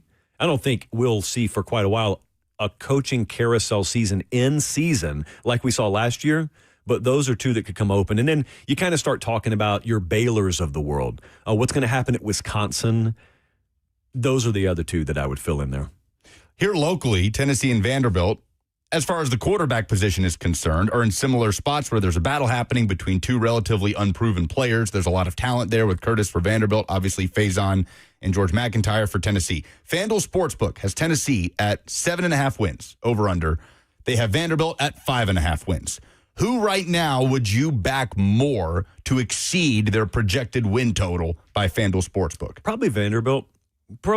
Because I think the sense there is it was a sort of a rental type situation. It was very temporary. It was like a sugar high type situation. And once Diego Pavia's gone, then it reverts back to, whatever the baseline or whatever the floor is for Vanderbilt. And I'm not sure that's happening. I'm certainly not going to pick them to win 10 games or anything this year, but you said the total's 5.5? 5.5 I just think the floor, you're asking then, is the floor of Vanderbilt beneath that of bowl contention? Yeah. And I simply think that's not true. I simply think it's above that of bowl contention. And by the way, let's call it for what it was. You don't have to be disrespectful to Diego Pavia to also properly classify him. This is not a first-round draft pick they lost. This is a guy, is he on a roster right now? Just got cut by the Ravens. Okay. He's not actively on another roster. That does not mean he wasn't a great college football player. But generational, irreplaceable, those are not terms I'm using there. What he was he was a really galvanizing force in that locker room. He was a magician on the field, but it wasn't a one-man show. And that was what was lost on the general public watching Vanderbilt because they didn't care enough to watch Vanderbilt. So someone in Detroit, Michigan, you could sell them on, man, Vandy's got this little sawed-off quarterback named Diego. You need to watch him. Sawed-off. But they're not sold on the overall quality of the roster increasing. And that's not gone anywhere. And so Jared Curtis, there's a reason Vandy had to grab him from Georgia because he was good enough to be the future of Georgia football. So I'm also not going to heap these unreasonable expectations on a true freshman, but I don't think it's a battle there. That's going to be the guy. I just think it's above 5.5 wins. And meanwhile, for Tennessee, and Vanderbilt has some of this too. We were talking to Adam Sparks of Knox News the other week, and we kind of said this with him. It feels like there's this vibe around Tennessee and Tennessee fans with the DGG commitment and this idea that if you can find a trajectory at quarterback this season, that you can return that starter, that Tennessee fans feel like they're more excited about 2027 than 2026 right now, which can be an odd place to be and makes it easy for other fan bases. It's always next year. All of that. But there's some of that with Vanderbilt, too, it feels like, that if Curtis can find his footing this year as a freshman, that 2027 can bring more than 2026 could. When you look at long-term for the Vols, what do you want to learn this year about Josh Heupel's football team as they try to sort of reset the trajectory? Yeah, I hope that they could win a game or two running the ball and playing good defense. I hope when they win a couple of close games this year, which they will, we just don't know which ones, I hope that that's the reason. Because that's a foundation. Those are elements that I can count on to carry over. If Jim Knowles' defense can get it done in his first year there, well, I know he'll get it done second year and beyond. The book on him has been the opposite. The book on him has been it takes 2 years. So if that's in place, and that offensive line, I was talking to some guys last week and asking about the more underrated units in the SEC. The Tennessee offensive line is one that a bunch of coaches will throw at you. It's an underrated unit. They got good talent at tailback. It's probably not going to be a light up the scoreboard through the air type year for them. But then again, that's not Heupel's offense to begin with. It's just badly misconstrued nationally. I do look at them as anything I get this year is a bonus. 2027, I really think that team could do special things. But that doesn't matter once the bullets start flying in September. Because every single year, some team massively overachieves, massively underachieves. You just try and get as good a read as you can on a team in July when a bunch of people are talking. But I'm not going to be, what I'm saying is if they're 8-4 this year and the 4 losses are really good, hard-fought, competitive losses, dude, it is full steam ahead. Green lights across the board for 2027 for them. I want to talk to you about a team that shouldn't be underrated or slept on by any stretch of the imagination, but for some reason in college football discourse this year, it feels to me that Miami is not being discussed nearly enough for the wins that they have done in terms of recruiting and Mario Cristobal operating at the highest possible level. Where are you on him as a coach in game? Because he is a fascination to me. How many years removed? Was it Georgia Tech or Pitt? Georgia Tech was didn't take a knee, ran the ball, fumbled, and lost. Yeah, so he's 3 years ago maybe? He's been living that down for quite some time. And I watched him, literally saw him in a national championship game this year. And he was a Carson Beck pick away from potentially being a national champion. Where are you on Mario Cristobal and the direction that Miami is heading? Extremely invested in it. I have tried to pick my national champ over the past week or tried to arrive at my pick in my head, and it's been different teams, different days, so I'm not there yet. But I think like 2 or 3 of those 7 days when I laid my head down at night, it was Miami. So I couldn't be higher on Miami. I may pick them to win it all this year. I think they're a better team this year than the one that I think they can be. Let me rephrase. I think they can be a better team this year than the one who was, less than half a field away, less than 50 yards away from winning it all last year.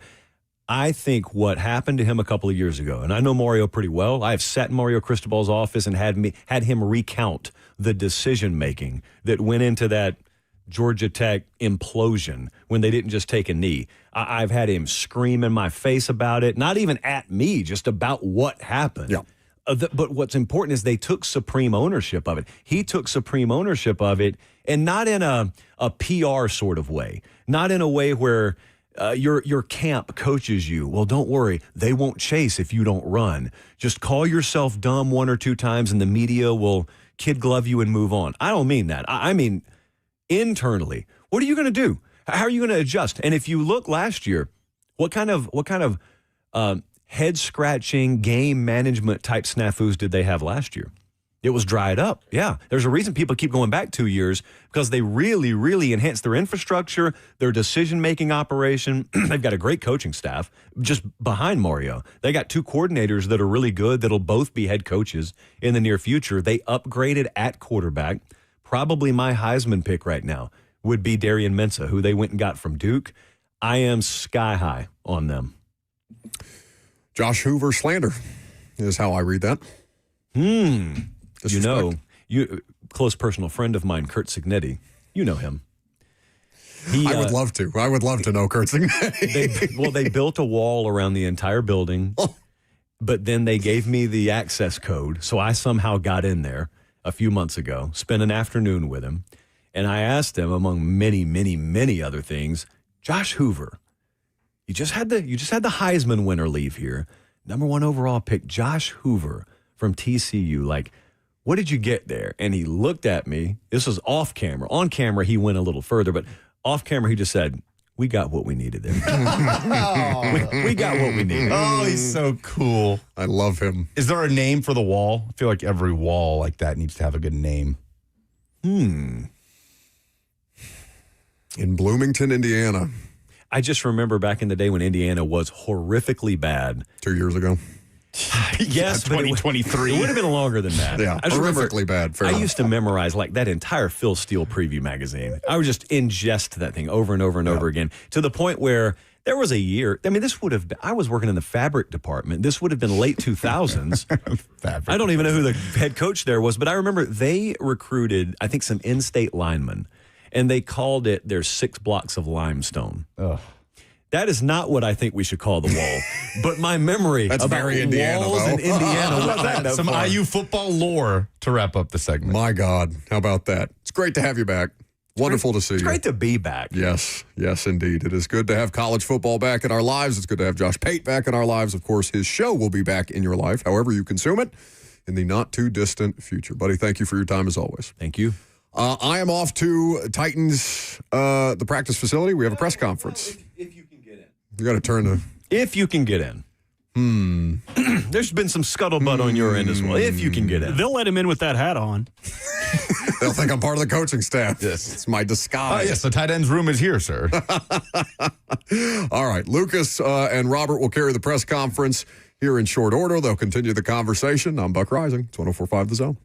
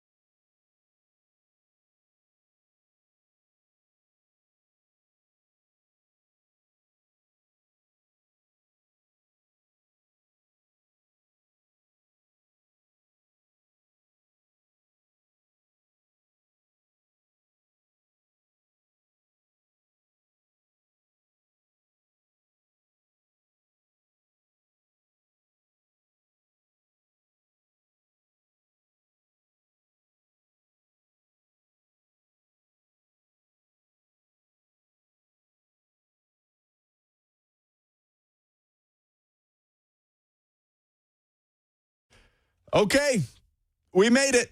Kind of, pretty much. We made it. We made it to Titans training camp. Switching gears as we approach 12 o'clock. Welcome back. Buck is off to Vanderbilt Health Football Center. That's going to take some getting used to. The newly branded Titans facility, as veterans are reporting today. Practice gets underway tomorrow. We will be live from the facility for the rest of the week and throughout the course of the next few weeks. As Titans training camp gets rolling, we will hear from Mike Borgonzi and Robert Saleh coming up at noon. So, Robert, do you think we get the question, do you have a team that can win the Super Bowl this year, today? Like we did a year ago with Chad Brinker and company. That feels like ages ago, by the way. Chad Brinker and Mike Borgonzi sitting up there. Was Brian Callahan, the head coach. What's happened in the last 365 days? I don't think that we get that question. I'm not going to say it's a 0% chance, but I do not think we get that question. No, I would doubt it, but who knows? So we talked about this a little bit off the top of the show. 1A of Titans training camp is Cam Ward, is how he establishes himself with his new wide receiver core. 1B is the offensive line. And the question that I posed yesterday that I think we're going to be asking for the next few weeks, really, is the Titans defensive line going to be that good, or is the Titans offensive line going to be that much of a concern? And I think Titans fans should go ahead and prepare themselves for how we're going to discuss the offensive line in the first couple of weeks of camp. With J.C. Latham on the physically unable to perform list, we have no idea. There's no designation. There's no timeline on J.C. Latham. So it's so interesting when you look at this offensive line, Robert, because you have the left side that is pretty much set in stone. You know Dan Moore is the left tackle. Peter Skoronski is by far the best piece on that offensive line at left guard. And then we have a good idea that it's going to be Schlottmann starting at center, but the concern grows increasingly as you start to move from center over to right tackle, right? Where you have guys on one-year deals on the interior, and the health of J.C. Latham is an obvious question mark for a guy that's right up there at the top of the list. When you start to list off Titans players facing the most pressure to perform, the number 7 overall pick at tackle, who is now in year 3 and on theoretically the more comfortable side of the line for him, is top 3, right? Minimum. And he's not there to start training camp. There's no reason to hit the panic button as of now, but it's kind of like a brace yourself. This is what the conversation around the Titans offensive line is going to be at the early onset. If you're looking for the silver lining in the fact that J.C. Latham is not there at the start of training camp, and there are few, but one of them, you will get to see a up-close and personal look at Brandon Crenshaw-Dixon and get a look at the tackle depth, because that is something that has, tackle starters have aligned the Titans for so long, not to mention the depth. But the fact that you have someone that's a UDFA, that's been on the team, this is his second year with the team, you would hope that there's a little growth, that his body, if you're unfamiliar, he's a giant. He's a massive human being. You would hope that his body starts to round out in all the good places and thin out in all the bad places. But that is the one benefit, is getting to see BCD out there with the starting unit. But you noted the 3 offensive line positions. I wouldn't necessarily say they're in flux, but in question. Mm-hmm. Which of those 3 positions do you think has the most chance, the most potential to be unseated at some point in the season? Probably right guard, right? That's where I went to. With Cordell Volson, and Jackson Slater is a player that the Titans drafted, that Mike Borgonzi drafted, that is competing at that spot, but it feels like there's probably going to be more of a gulf between Volson more of a gulf between Schlottmann and Coogan at center than there is between Volson and Slater, right? And that's not even including Andre James. Maybe Andre James and probably is going to be ahead of 7th-round rookie Pat Coogan at center. I would imagine so, just given his starts and his experience with Carmen Brasillo. That would make me think. And also, and this isn't a detriment to Coogan or to downplay what he's done, but he was a college center.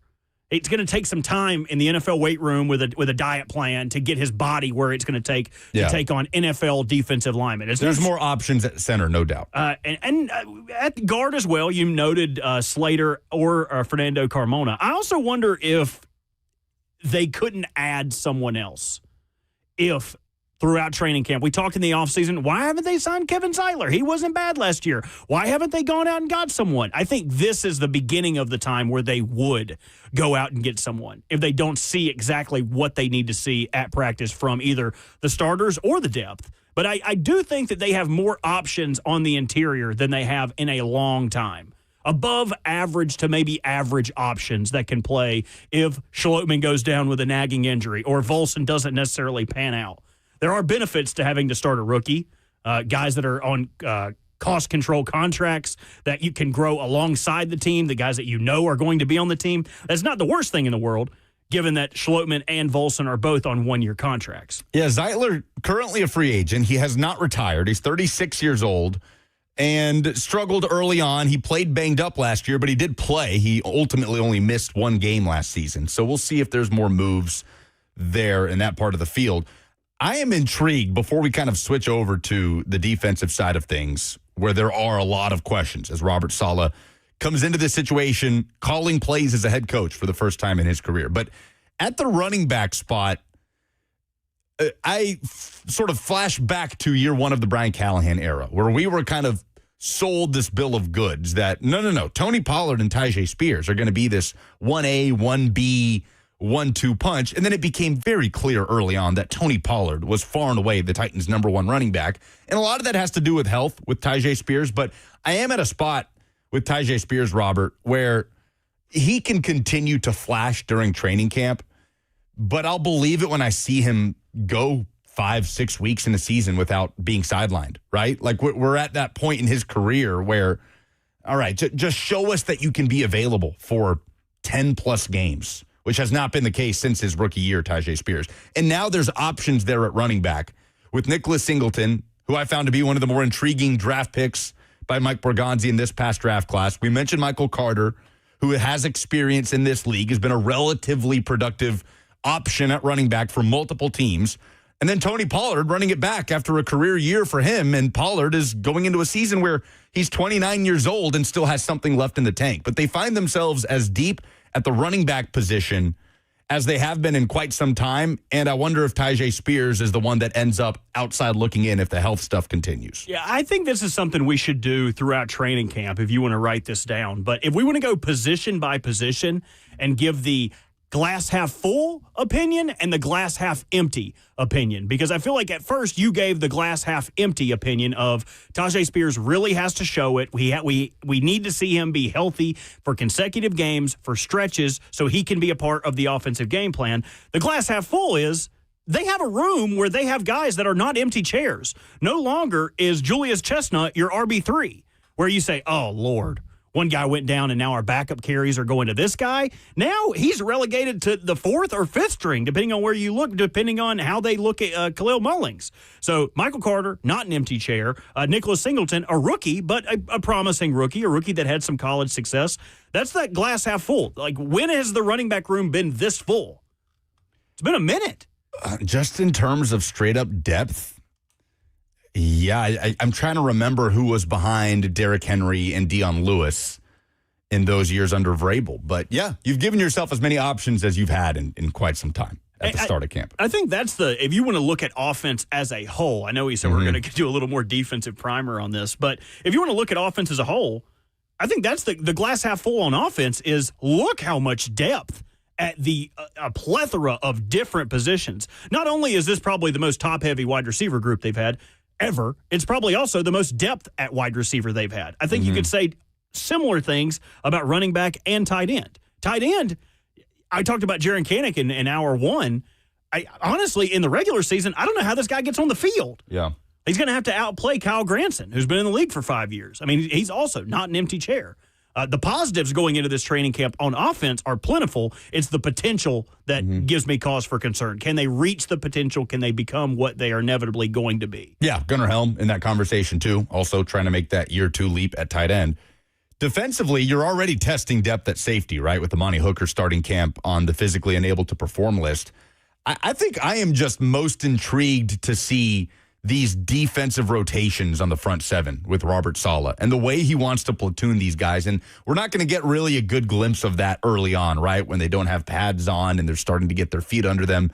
in the Tennessee Heat. But once those team drills really start up, and especially at joint practice, getting a look at what Robert Saleh tries to throw at opposing offenses, and of course, how Femi Oladejo fits into that. Because Femi Oladejo, man, it feels like a year two leap for Femi Oladejo could make such a huge difference for this front seven, where there are options now that you could very well see being in front of Femi, right? Like sitting here right now, Femi, still a developmental player that, let's not forget, has been playing the outside linebacker position for less than 3 calendar years. And for a huge chunk of that was injured in his rookie year with the Titans. We'd put Jermaine Johnson ahead of Femi. We'd put probably Keldrick Falk, the first-round draft pick, ahead of Femi as of right now. But if Femi Oladejo can take any sort of leap and the Titans suddenly have a rotation where they can send waves in terms of the pass rush, I don't know when we get any sort of glimpse into that or look at that, but Femi has such a huge opportunity coming up because like the Tyjae Spears situation, right, Robert, depth has been bolstered in those areas, and you just wonder if his spot could just pass him by if Jermaine Johnson and the likes of Keldrick Falk hit the ground running. I would imagine that's the case. I mean, if we're being realists about the situation, like those guys have played in the league and they've been fine to above average starters, they're probably going to take his milk. And you know what? That's okay because that lets Femi grow at his own pace. They've added enough guys there where, dissimilar to last year, they don't need him. He doesn't have to be a week one starter. He doesn't have to be a player that they account on early and often. He can be a guy that fills a role right now as he continues to learn the position, as he continues to sculpt his already Greek-like body. That's a guy that, as you noted, if he can kick it into gear in his second year, that's a huge feather in the cap. But if he doesn't, it's not the end of the world for this defense because of the additions they've made. All right. Titans GM Mike Borgonzi and head coach Robert Saleh meet with the media to kick off training camp. We'll carry it for you live next.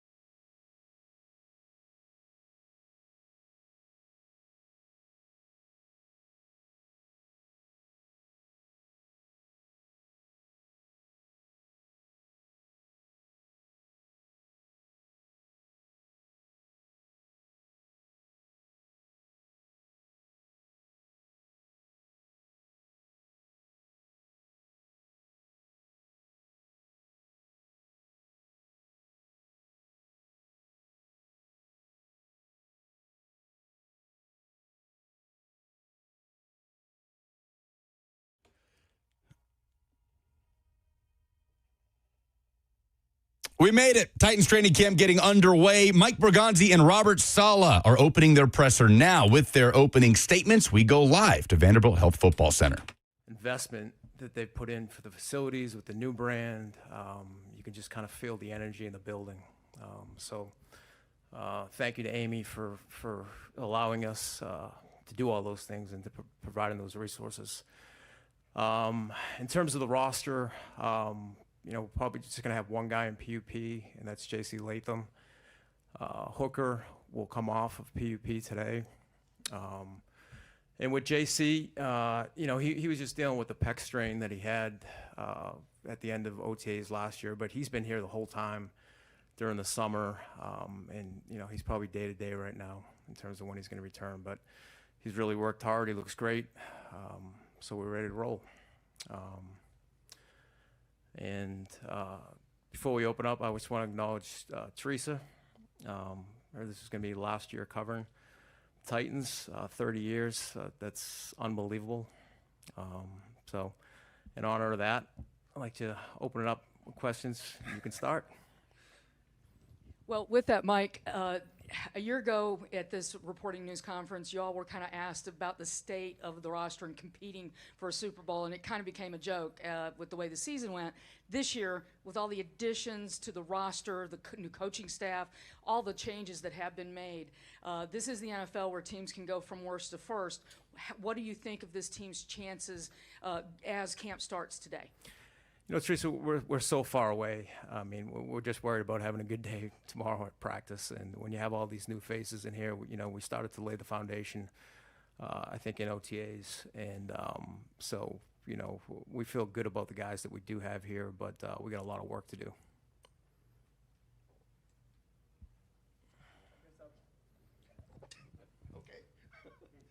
Okay.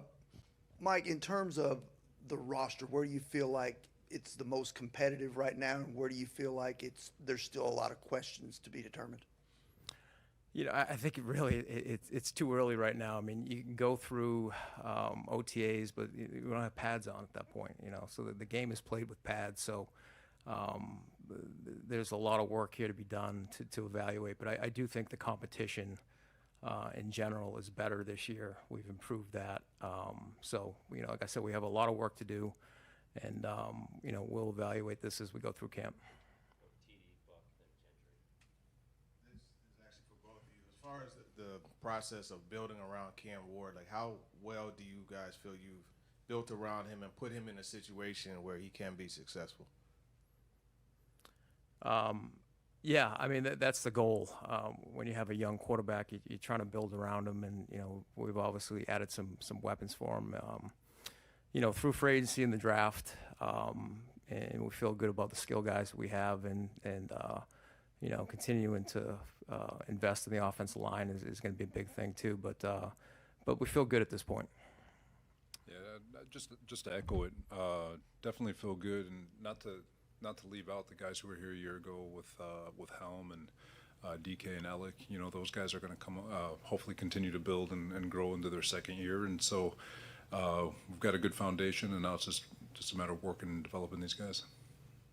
Robert, you got a lot of experience on your coaching staff, obviously. Was there much of a self-scout in the offseason heading into training camp from the coaching standpoint, kind of what guys liked, didn't like, what you liked, didn't like? Yeah, you're constant communication with all the, whether it's day ball with the quarterback or defensively, and just the things that looked good, and just the overall structure of what we're trying to accomplish. And we'll self-scout again going through training camp. So you're always evaluating, you're always trying to look inward, you're always trying to break things down, and looking forward to this training camp and all the different work we're going to get, not only with ourselves, but along with San Francisco, Seattle, Chicago. Those will be really good evaluations for us also. Yeah, Mike, obviously wins and losses, but what are, other than that, what are some of the benchmarks you've been looking at, you're going to continue to look at with this team that tells you you're going the right direction? Well, yeah, you can usually tell when a team comes together, just how connected they are. So that's what you're looking for, is we continue to build the culture that we want, and to form that connection with the teammates. So those are the things we're looking at. as we're building this here, is are we building a team that works together, that plays for each other? So those are things we evaluate every day, but that's certainly, we want to build a foundation there. Robert, that's one set of expectations. Do you talk more concrete expectations with the guys as you gather them about the division, about the playoffs, about Super Bowl even? And how do you make that a concrete expectation while at the same time acknowledging where you actually are and how much change there's actually been? What we talk about with our guys is about us. I get we play in a really good division.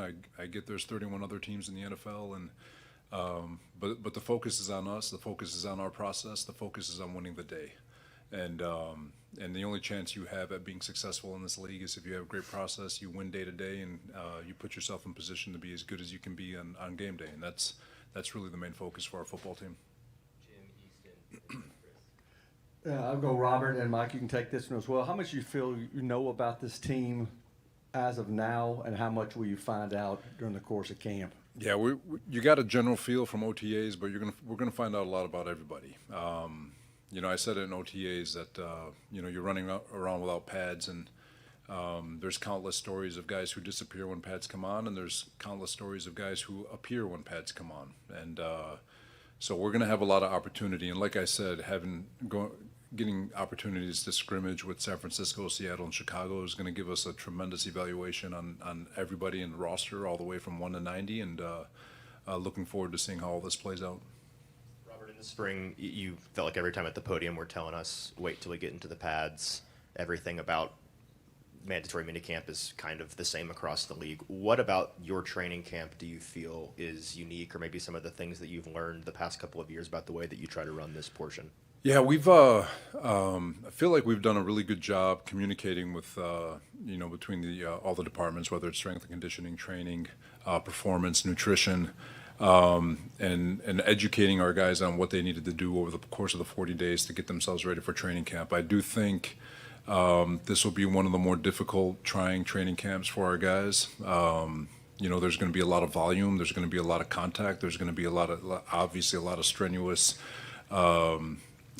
days with the 3 scrimmages we have. We're playing in the preseason game, so we're going to get a lot of volume. We're going to get a lot of opportunities to see our guys operate on a day-to-day basis, and we've got what I feel is a really, really good plan to get us peaking when training camp ends, to allow us to build the armor that's required to survive a 17-week season. So, can you expand a little bit about, if you're going to push these guys so hard, how do you manage when guys aren't 100%, or maybe have a little bit of a bruise or a nick that they have to? Yeah, you've got to go through. There's if you feel like you're capable of playing on game day, then you should be practicing. And those are things that we'll always communicate with the player. If the player feels like he can't go, then he can't go. But at the same time, after the first day of pads, there isn't a single player on the roster that's healthy for the rest of the year. They're hurt, they're dinged, they're bruised. You have all those things, and you just got to differentiate whether you're injured and you can't go, or whether it's a nick or a bruise. And those are communications that we'll have constantly. Robert, this being the first training camp with this team as kind of the leader, what's the tone that you want to set right out of the gate with these guys? You know what? You really want to just see a lot of the growth. We've got a lot of new schemes, right? We got a lot of new programs. The strength and conditioning is different. The way we operate day to day is different. So you want to see this group grow and absorb all the information that we're giving them. And you just want to see a group that gets faster and faster and faster as training camp goes and into the season, all the way into the end of it. And I've always said that confidence is always projected in the volume of your voice. And, by the end of training camp, I hope we're loud as shit. That just tells you that we're confident and we know what we're doing. So the objective is to teach the best we can, to educate the best we can, and the challenge for our players is to absorb the information the best they can and build a confidence that gets them ready for week 1. Hey, Mike, when you talk about building this team in a short period of time, you've assembled a core of players 25 and under. How high are you on that group to take this team into the next 4 or 5 years? Yeah, what they've shown us so far. I mean, obviously we've seen more of last year's class and playing last year, but yeah, no, I'm extremely excited for that group, and even some of the guys that were here before that are still younger players, Said and Latham and these guys, and I still think there's room for them to grow, and that's the exciting thing. So those are going to be the foundation of our team here moving forward. These young guys, and they show up every day and they work so hard. So I'm confident that they're going to continue to get better too. Mike, does your philosophy on how you're going to handle waiver wire and roster transactions in camp change at all in year 2? I know last year you had #1 spot on the waiver wire, and that probably made it a little bit easier. Yeah. This year, are you looking to make as many moves as you did, or is it? I think the process never really changes. We tweaked a couple things last year just in terms of how we were evaluating it with the group. But the process never changes. We build a claim board much like a free agent board, and it doesn't matter where you're at in the claim. You're putting the work in the off season to evaluate all these other 31 rosters. Mike, with regard to receiver, 2-part question. The history here has been bad at the position across a lot of GMs, across a lot of coaches. So I know you're a new guy looking at it a different way, your own way, and not particularly concerned with that. But do you look back at that history at all to devise what has gone wrong so that you make sure you don't make the same wrong steps? I don't. I've gone through the same evaluation of positions that I have for a long time. It depends on your roster construction at the time, when you're taking receivers. And, we've had philosophies that I've had over the years in terms of drafting receivers. And, I stick pretty firm to that. Titans not alone in having a position that's maybe a bugaboo over a long stretch and even multiple administrations. You have any thoughts on why certain teams fall into maybe some kind of rut at a certain position, whether they have the same management for a long stretch or turn things over? How does something like that happen and become a thing? I don't, because I don't know what their philosophy was in the past and what other teams do when they're evaluating players. We have our own philosophy now, and I'm not really concerned about really what happened in the past. How about league-wide stuff? If a team has consistent problems finding offensive linemen or another team? Yeah, I mean, I think you're always looking back and reevaluating what you do on a year-to-year basis. If you do have misses in the draft or free agency, and where did you miss? Was the evaluation wrong? Was it character? Was it talent? Was it injuries? I think that's an exercise that you do every year for every position. Robert, you have been on both ends of it as far as having a rookie quarterback and having a veteran quarterback. How do you go about approaching mistakes that they make in practice and managing that? Just constant communication with Dayball, quarterback coach, and obviously the visits that I'll have with Cam. But Dayball's is pretty damn good at what he does. Shea is really good at what he does, and I'll provide some defensive insight and I'll ask questions. But sitting in my chair, from my point of view, I'm 100% trusting those guys to get Cam where he needs to get to. And then as you're going through those periods, especially the call-it periods, do you kind of try to throw everything at Cam to get him ready to, see as many defenses as possible, or how do you approach that? To be honest with you, we're calling it the way we need to call it for the defense, so they can get used to how we're doing things. Week to week will always be different, but we are still trying to strain the quarterback, regardless of who it is, whether it's Cam, whether we get a chance with San Francisco, Seattle, whoever it is, it doesn't matter. But we're going to structure the defense in a way that gets our guys used to playing defense for other opponents. Robert, as far as the intensity ramping up in training camp, what does that progression look like for you throughout this week and the next? Ramping it up? I feel like we got a really good thing going. Like I said, we've done a lot of communication, a lot of studying. it's going to be a slow build all the way through to the end of training camp, where we're constantly stacking on days and building the volume and the strain that we put on our players, giving them new stimulation every couple of weeks to kind of shock their bodies. And so we've got a really good plan. And it's you've got this acclimation period where you can't put pads on for these first 4 days, and we'll continue to build and add in lifts and add in extra runs to get them going. And then you got our padded practices, and we're 2 weeks from today, and we're scrimmaging versus San Francisco. So it comes quick, but the focus right now is to get our guys ready for that first preseason game. Obviously, they don't have to play the whole game, but they've got to be ready to take on those 6, 7, 8 play drives. And so, yeah, there's a plan for the ramp up for sure. Mike, from the start, the message you guys have had has been about patience in terms of the rebuild here. And I'm wondering if that's changed for you from last season to this season, if there's a little more sense of urgency to get this going. I think there's always urgency, really, every year to win in this league. I feel good about the pieces that we have here now, the players. Obviously, Coach Sala coming in and his staff. The urgency in this league, it's so competitive. We feel the urgency. You're listening to Titans head coach Robert Sala and GM Mike Borgonzi in the press conference to kick off Titans training camp on 104.5 The Zone.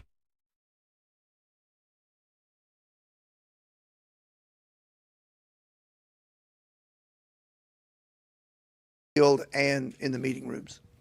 When you're looking at, and it doesn't just apply to the quarterback, but obviously if we're speaking about the player, and obviously we're talking about the quarterback now, it's their decision making. You just want to see them make great decisions. You want to make sure that their process is growing in a way that allows them to make the right decisions at the right time to give themselves a chance to succeed. The result's going to be the result, but if you're just if you're asking about yards, touchdowns, interceptions, there's a lot. There's examples throughout the history of the league where guys have put up good numbers and they're really lucky in their process and how they got to that point. So we're looking at his process. We're looking at his decision making. We're hoping, not hoping, but we're looking at his overall understanding of defenses, of the offense, of what he needs to get done, play in and play out to be a great quarterback in this league. Robert, I know you're competing at every spot on the roster. You've got certain starting spots that are open. How do you decide who starts off there in camp? How quickly you want some of these things decided? We've in OTAs we deliberately split the reps evenly between the 1s, 2s, and 3s. Obviously, it's going to be distributed a little bit differently here in training camp, where the 1s and 2s are split evenly, and then the 3s will pick up half. Knowing that they're going to get a lot of extra playing time in the preseason. But it's an open competition, just because you're taking the first team reps today doesn't mean you'll take first team reps tomorrow. There's going to be some guys who are on rotation where one day they're with the 1s, and the next day they're with the 2s, and the next day they're with the 3s, just to figure out who's who belongs where and who's earned what spot. And so there's going to be competition throughout every spot or every position group. There's going to be you guys are going to see guys who aren't going to be the starter still take first team reps just so we can decide whether or not that person's capable of being an NFL player. There's going to be a whole lot of there's going to be a lot of moving parts to answer your question, just to make sure that we're evaluating to select the best 53 players we can. Mike, I'm going to ask you one. You've added Dave Gardy this offseason. How big of an addition was that to this organization? How's he going to help you? Yeah, Dave's had a lot of experience in the league. Was in the NFL office for over 20 years, in a lot of different roles, management council. He was in operations for a while, so he's very knowledgeable in a lot of different areas with the rules, compliance. And his leadership will be very good for this organization. Robert, going back to what you were saying about mixing guys in at the various positions. Does that also apply to quarterback, or is that a little more predetermined when you guys are coming into camp? That one's predetermined. Cam's our quarterback. We're rolling with Cam. We'll give Will every opportunity to him and Trubisky working for that 2 spot, and but throughout the roster, you just like I said, there's guys who can shine versus maybe the 3s, and it's like, well, let's see how he does versus the 1s. Let's see how he does versus the 2s. Let's see if he can hold up the way he's been holding up, or let's see if there's a big drop off. And so we're going to want to see those moments. But as far as the quarterback's concerned, we got to do everything we can to develop Cam. And then, Mike, just quickly, if I could, on the depth that you have at quarterback, do you have any kind of feeling one way or the other as far as 3 quarterbacks versus 2, or is that far too early in the process? It's probably too early, but I would say that, when you get down to the final cuts, you're holding on to your best 53 players. So we've gone years where it's 2, we've gone years where it's 3 quarterbacks. So I think it's really just who are your best football players.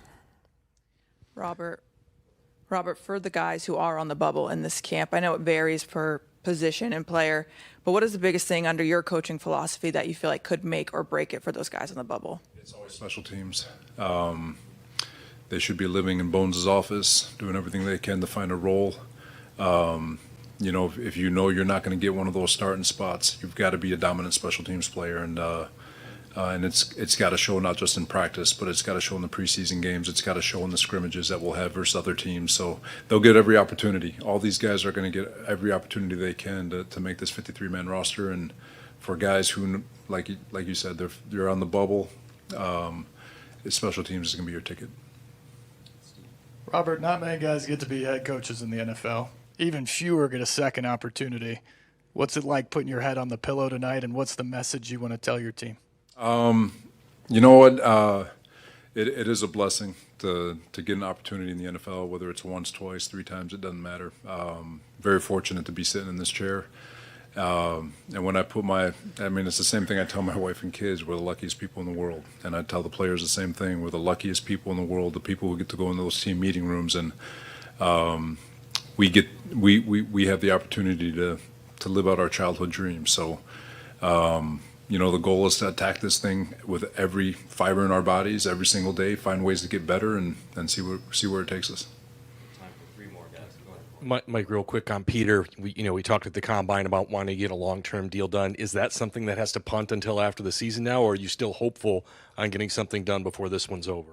We're still hopeful. I have really nothing to update now, but we've had positive conversations with his agents. Yeah.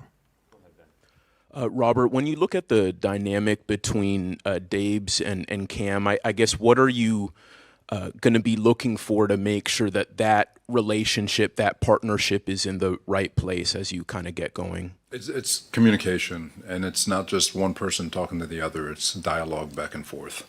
If you really want the player, in Cam's case, to have the comfort level and the confidence to be able to talk to Dayball, knowing full well that Dayball is listening and hearing everything he has to say. You want healthy debates. You want some type of friction where they're having conversations about certain play designs and reads, and you want that. And I think those are the healthiest relationships. It doesn't have to be combative, but it's got to be comfort, and there's got to be enough comfort where they're free to speak their minds. Robert, I'm just curious if you've gotten the chance to talk to Kyle since the accident at all, and I imagine the answer is no, but does the accident affect the change of joint practice scheduling or anything in that case? I've talked to him a couple days after it happened too, so he's very fortunate. We're all very fortunate that he's still here. I know just talking to him and his wife Mandy, it was not, what you see now is nowhere near what it was about 2 weeks ago. So thank God he's okay. Thank God his family is intact, but he's doing great. He looks great. Saw him on FaceTime yesterday or a couple of days ago. The surgeon did a great job, but no, not easy for him to go through what he went through. So. I know you organizationally paid tribute to Chris Johnson in the last day or two. With him, with Tim Shaw, and then with people who have already suffered worse fates, Frank Wycheck had bad CTE. There are another 10 guys who've played for this franchise in the last 30 years who've died prematurely, some presumably from football-related causes. I wonder if you both could talk personally about the idea.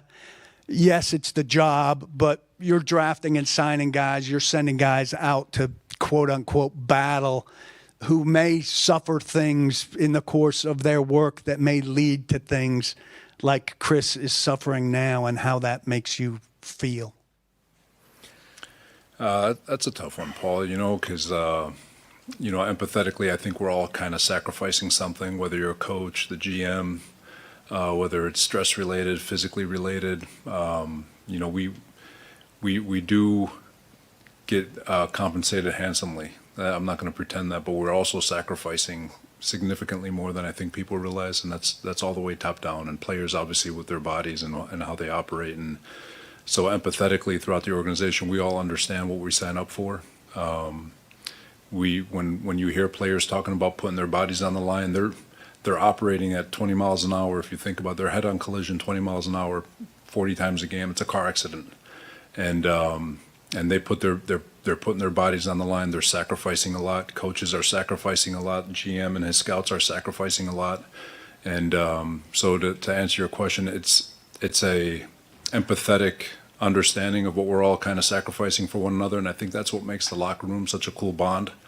The NFL locker room is unique in the sense that every race, religion, where you were raised, how you were raised, the environment you were raised in, everyone's different, but everyone's accepted. And because of it, like I said, it is a very, very special bond that I think happens in a football locker room. And it's because of what the question you just asked. Yeah, I mean, listen, it's the game's been around for 100 years. It's a violent game, but I think the league has been doing everything that they can possible in terms of just improving the safety of the game as much as you can. And you certainly have empathy for people that do struggle after playing the game, but it is a sacrifice that you have to go out there, and at the end of the day, it is a tough, physical, violent game. But like I said, I think the league has done a tremendous job in terms of, even since I've been in the league, just in terms of just safety precautions and with players. Mike, when you first started out here today, you said that you continue to invest in the offensive line. I'm curious what your confidence level is like with the guys who are on the current roster, that your quarterback is better protected now than he was a year ago. Yeah, I feel good right now. Like I said, we'll find out when the pads come on, though. We've added a couple guys in the draft, some in free agency. But you really won't really know until you get the pads on here. So, but I feel good about the work they put in the off season, and we'll continue to evaluate it. Belated, I forgot to say thank you, Mike. My manners left me for a minute. Robert, you're one of 10 coaches going into these camps. New this year, second chance. In building your staff, working through the off season, as you get to camp, how much do you draw from that first time around to fix maybe missteps and just the simple thing of learning what you did before and how you can do something better as you try to make this one last? No, for sure. I think it's natural maturation, right? I was fortunate enough with the Jets to get exposed to a lot of things that you're just not prepared for, no matter how much you think you're prepared. And, going through OTAs and here our first training camp, and I've already been exposed to it, know exactly what we want to talk about, know what changes we're making, which we have. We've made significant changes from my first go around, and, just the messaging to the players, the way we communicate with the players, all of it's kind of grown since my first year. Just a completely different coach from my first year as a head coach to now. So, and truth be told, year after year, it's going to change again. Always going to look inward. Always going to try to debrief my daily procedure and process, and make sure that I'm always trying to maximize who I am to give my best self to the players. But yeah, it's part of the natural maturation of just being exposed to the job.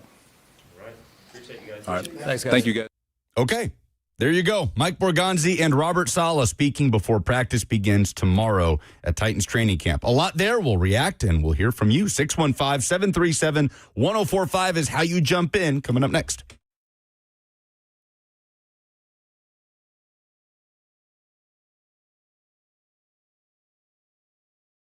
A day at the spa, the perfect gift for birthdays, anniversaries, or any occasion.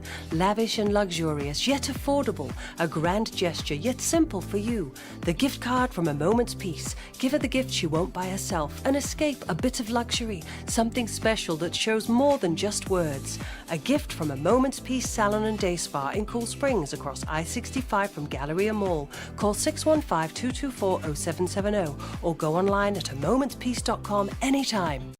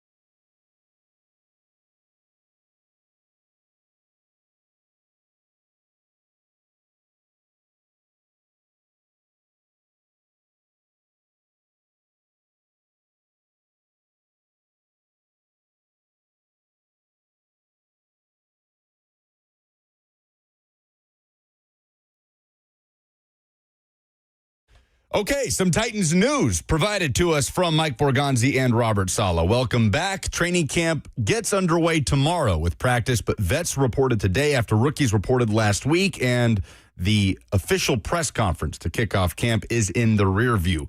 We are with you until 1 o'clock. That's when Blaine and Zach will take over with Cover 2 and continue to react 3HL. After that, 615-737-1045 is how you jump in. We are also on 1045 The Zone TV, YouTube, Facebook, Twitter, and Twitch. Right out of the gate, Mike Borgonzi tells us that Amani Hooker is coming off the physically unable to perform list today, so expect to see him on the practice field in the coming days, which obviously is a positive thing. We just talked about it. If Amani Hooker started training camp on PUP, my goodness, you're immediately starting training camp testing your safety depth. Do we dump that? How does that work? No, you can say piss, I think. I'm not going to. I just assumed you were talking about Austin Doo-Doo-Deculus and chose a different bodily function. I mean, my goodness. We're off to a roaring start. So Amani Hooker off of PUP. J.C. Latham, not so much, but we did get a designation dealing with a pec strain, and we did get some sort of a timeline that J.C. Latham is day-to-day. So on the injury front, you probably couldn't ask for much more positive news from Mike Borgonzi, right? Amani Hooker should be back in practice. J.C. Latham day-to-day. We did get, Derek on the F&M Bank chat says, I am pissed about injuries. We did get a question in the chat, Robert, about what the PUP list means, what the designation is for players going into camp. And there's a key difference, right, between the PUP list during training camp before the start of the season and after the start of the season. Correct, yeah. So the way to distinguish between PUP and injured reserve, PUP is for any injuries that were sustained before training camp happened. Injured reserve is for any injuries that happen after they happen. And they have their own rules and classifications. So PUP players cannot practice. They can go to meetings, but they do count against your active roster number. So they count towards your 90 players. So if someone is hurt and they're on PUP, they still count. You can't say, oh, they're hurt, they're not playing, let me sign someone to replace them. Injured reserve, you can. They do, but injured reserve does not count against your 90. If you were on PUP before the 53-man roster is solidified and announced and put out, you have to sit out for 4 weeks, and then they can come back, and it does not count against the 8 players you can return from injured reserve. If you are on injured reserve when the season starts, that will count against it, and I believe it is 6 weeks? No, 4 games. It's still 4 games. 4 games for injured reserve. So the designations between the two. Zach Lyons is behind you in the studio nodding approvingly. Yes, that's correct. He's happy that my information is factual. And they also don't have to give us a designation, right, or a timetable. But Mike Borgonzi did it up front. Again, it's good news for J.C. Latham, who, as we've talked about and will continue to talk about, is going into a massive season, his 3rd year. The hip injury held him back last year. Felt like he had a hard time bouncing back off of that. Now it's a pec strain that stems from OTAs that he's dealing with heading into camp. And then that took us straight into Robert Saleh. And maybe one clarification. Yeah, it happened at the OTAs last year. In 2025. So he played with the strained pec the entire year. Yeah. Good, important clarification. So J.C. Latham dealing with a lot in the last calendar year, but it does play into what Robert Saleh was saying about splitting reps. He said right out of the gate, the 1s and 2s are going to split reps evenly in camp. The 3s basically take the other half of the reps, which makes sense. Those are the guys that are going to build the most calluses, are going to need to build the most calluses. They will be playing more in the preseason than the 1s and 2s. But Saleh mentions there are guys we know will not be the starter that are going to take first-team reps because they have to know how those guys respond as they figure out the best 53 football players. So he mentioned that sort of rotation. What position group do you think we see the most cycling and churning of players that we can sit there and say definitively, that guy's not going to start in that spot, but he's going to get those reps with the 1s? Because I tend to lean offensive line, where I feel like that's a good spot to really test your depth throughout training camp. But is there another area? The defensive line is a spot where Robert Saleh famously rotates and platoons players on that front 7. Is there somewhere you think we will see more rotation during camp than any other position in terms of backups, 2s and 3s, getting reps with the 1s? Why don't we do that next?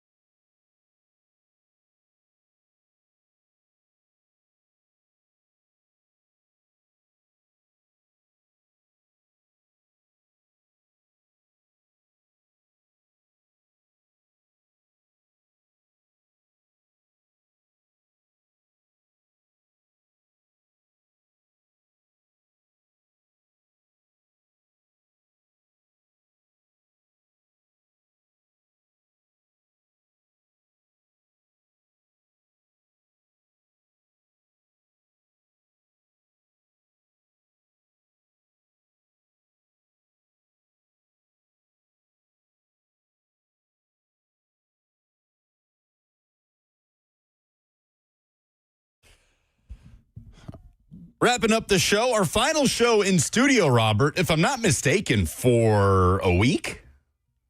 I don't think we're back in studio until next Wednesday because we will be on location at Vanderbilt Health Football Center. Titans training camp getting underway with practice tomorrow. Ramon and Will be out there as well. So it is our last show in the friendly confines of the Zone Studios right off Music Row for about 8 days. And it's a great thing because that means training camp is here. It means preseason games are on the horizon. And the regular season will kick off at Nissan Stadium between Titans and Jets before we know it. Now, we left off talking about the way Robert Saleh is going to rotate these players. And that there are going to be players getting reps with the ones that we know are not going to start. We'll move the discussion to tomorrow in terms of which position group will see the most rotation, where you would think Saleh and his staff would want to get the most looks at different combinations, different players. And we'll talk about it tomorrow. Carnell Tate will join us tomorrow, the number 4 overall draft pick out of Ohio State at wide receiver. He will be our first player guest. So be sure to tune in, watch us on YouTube, subscribe to the YouTube page while you're there. Loads of content will be coming out from the Titans facility, YouTube shorts, videos. Again, hit the subscribe button on the 104.5 The Zone YouTube page to stay in tune with all of it. Meanwhile, some news, as is typically the case when teams are reporting to training camp. Deals are getting done. Now, Mike Borgonzi did state nothing's done with Peter Skoronski. They are hopeful to get something done. So it's not something they're putting a pin in and addressing. We'll see if anything comes down in that regard during camp. But, Bert, Jeffrey Simmons is no longer the highest paid defensive tackle in the history of the NFL. That didn't take long. Did not take long, and it was bound to happen. But Jalen Carter is now the highest paid D tackle in football history, inking a massive 4-year, $152 million extension worth up to $106 million.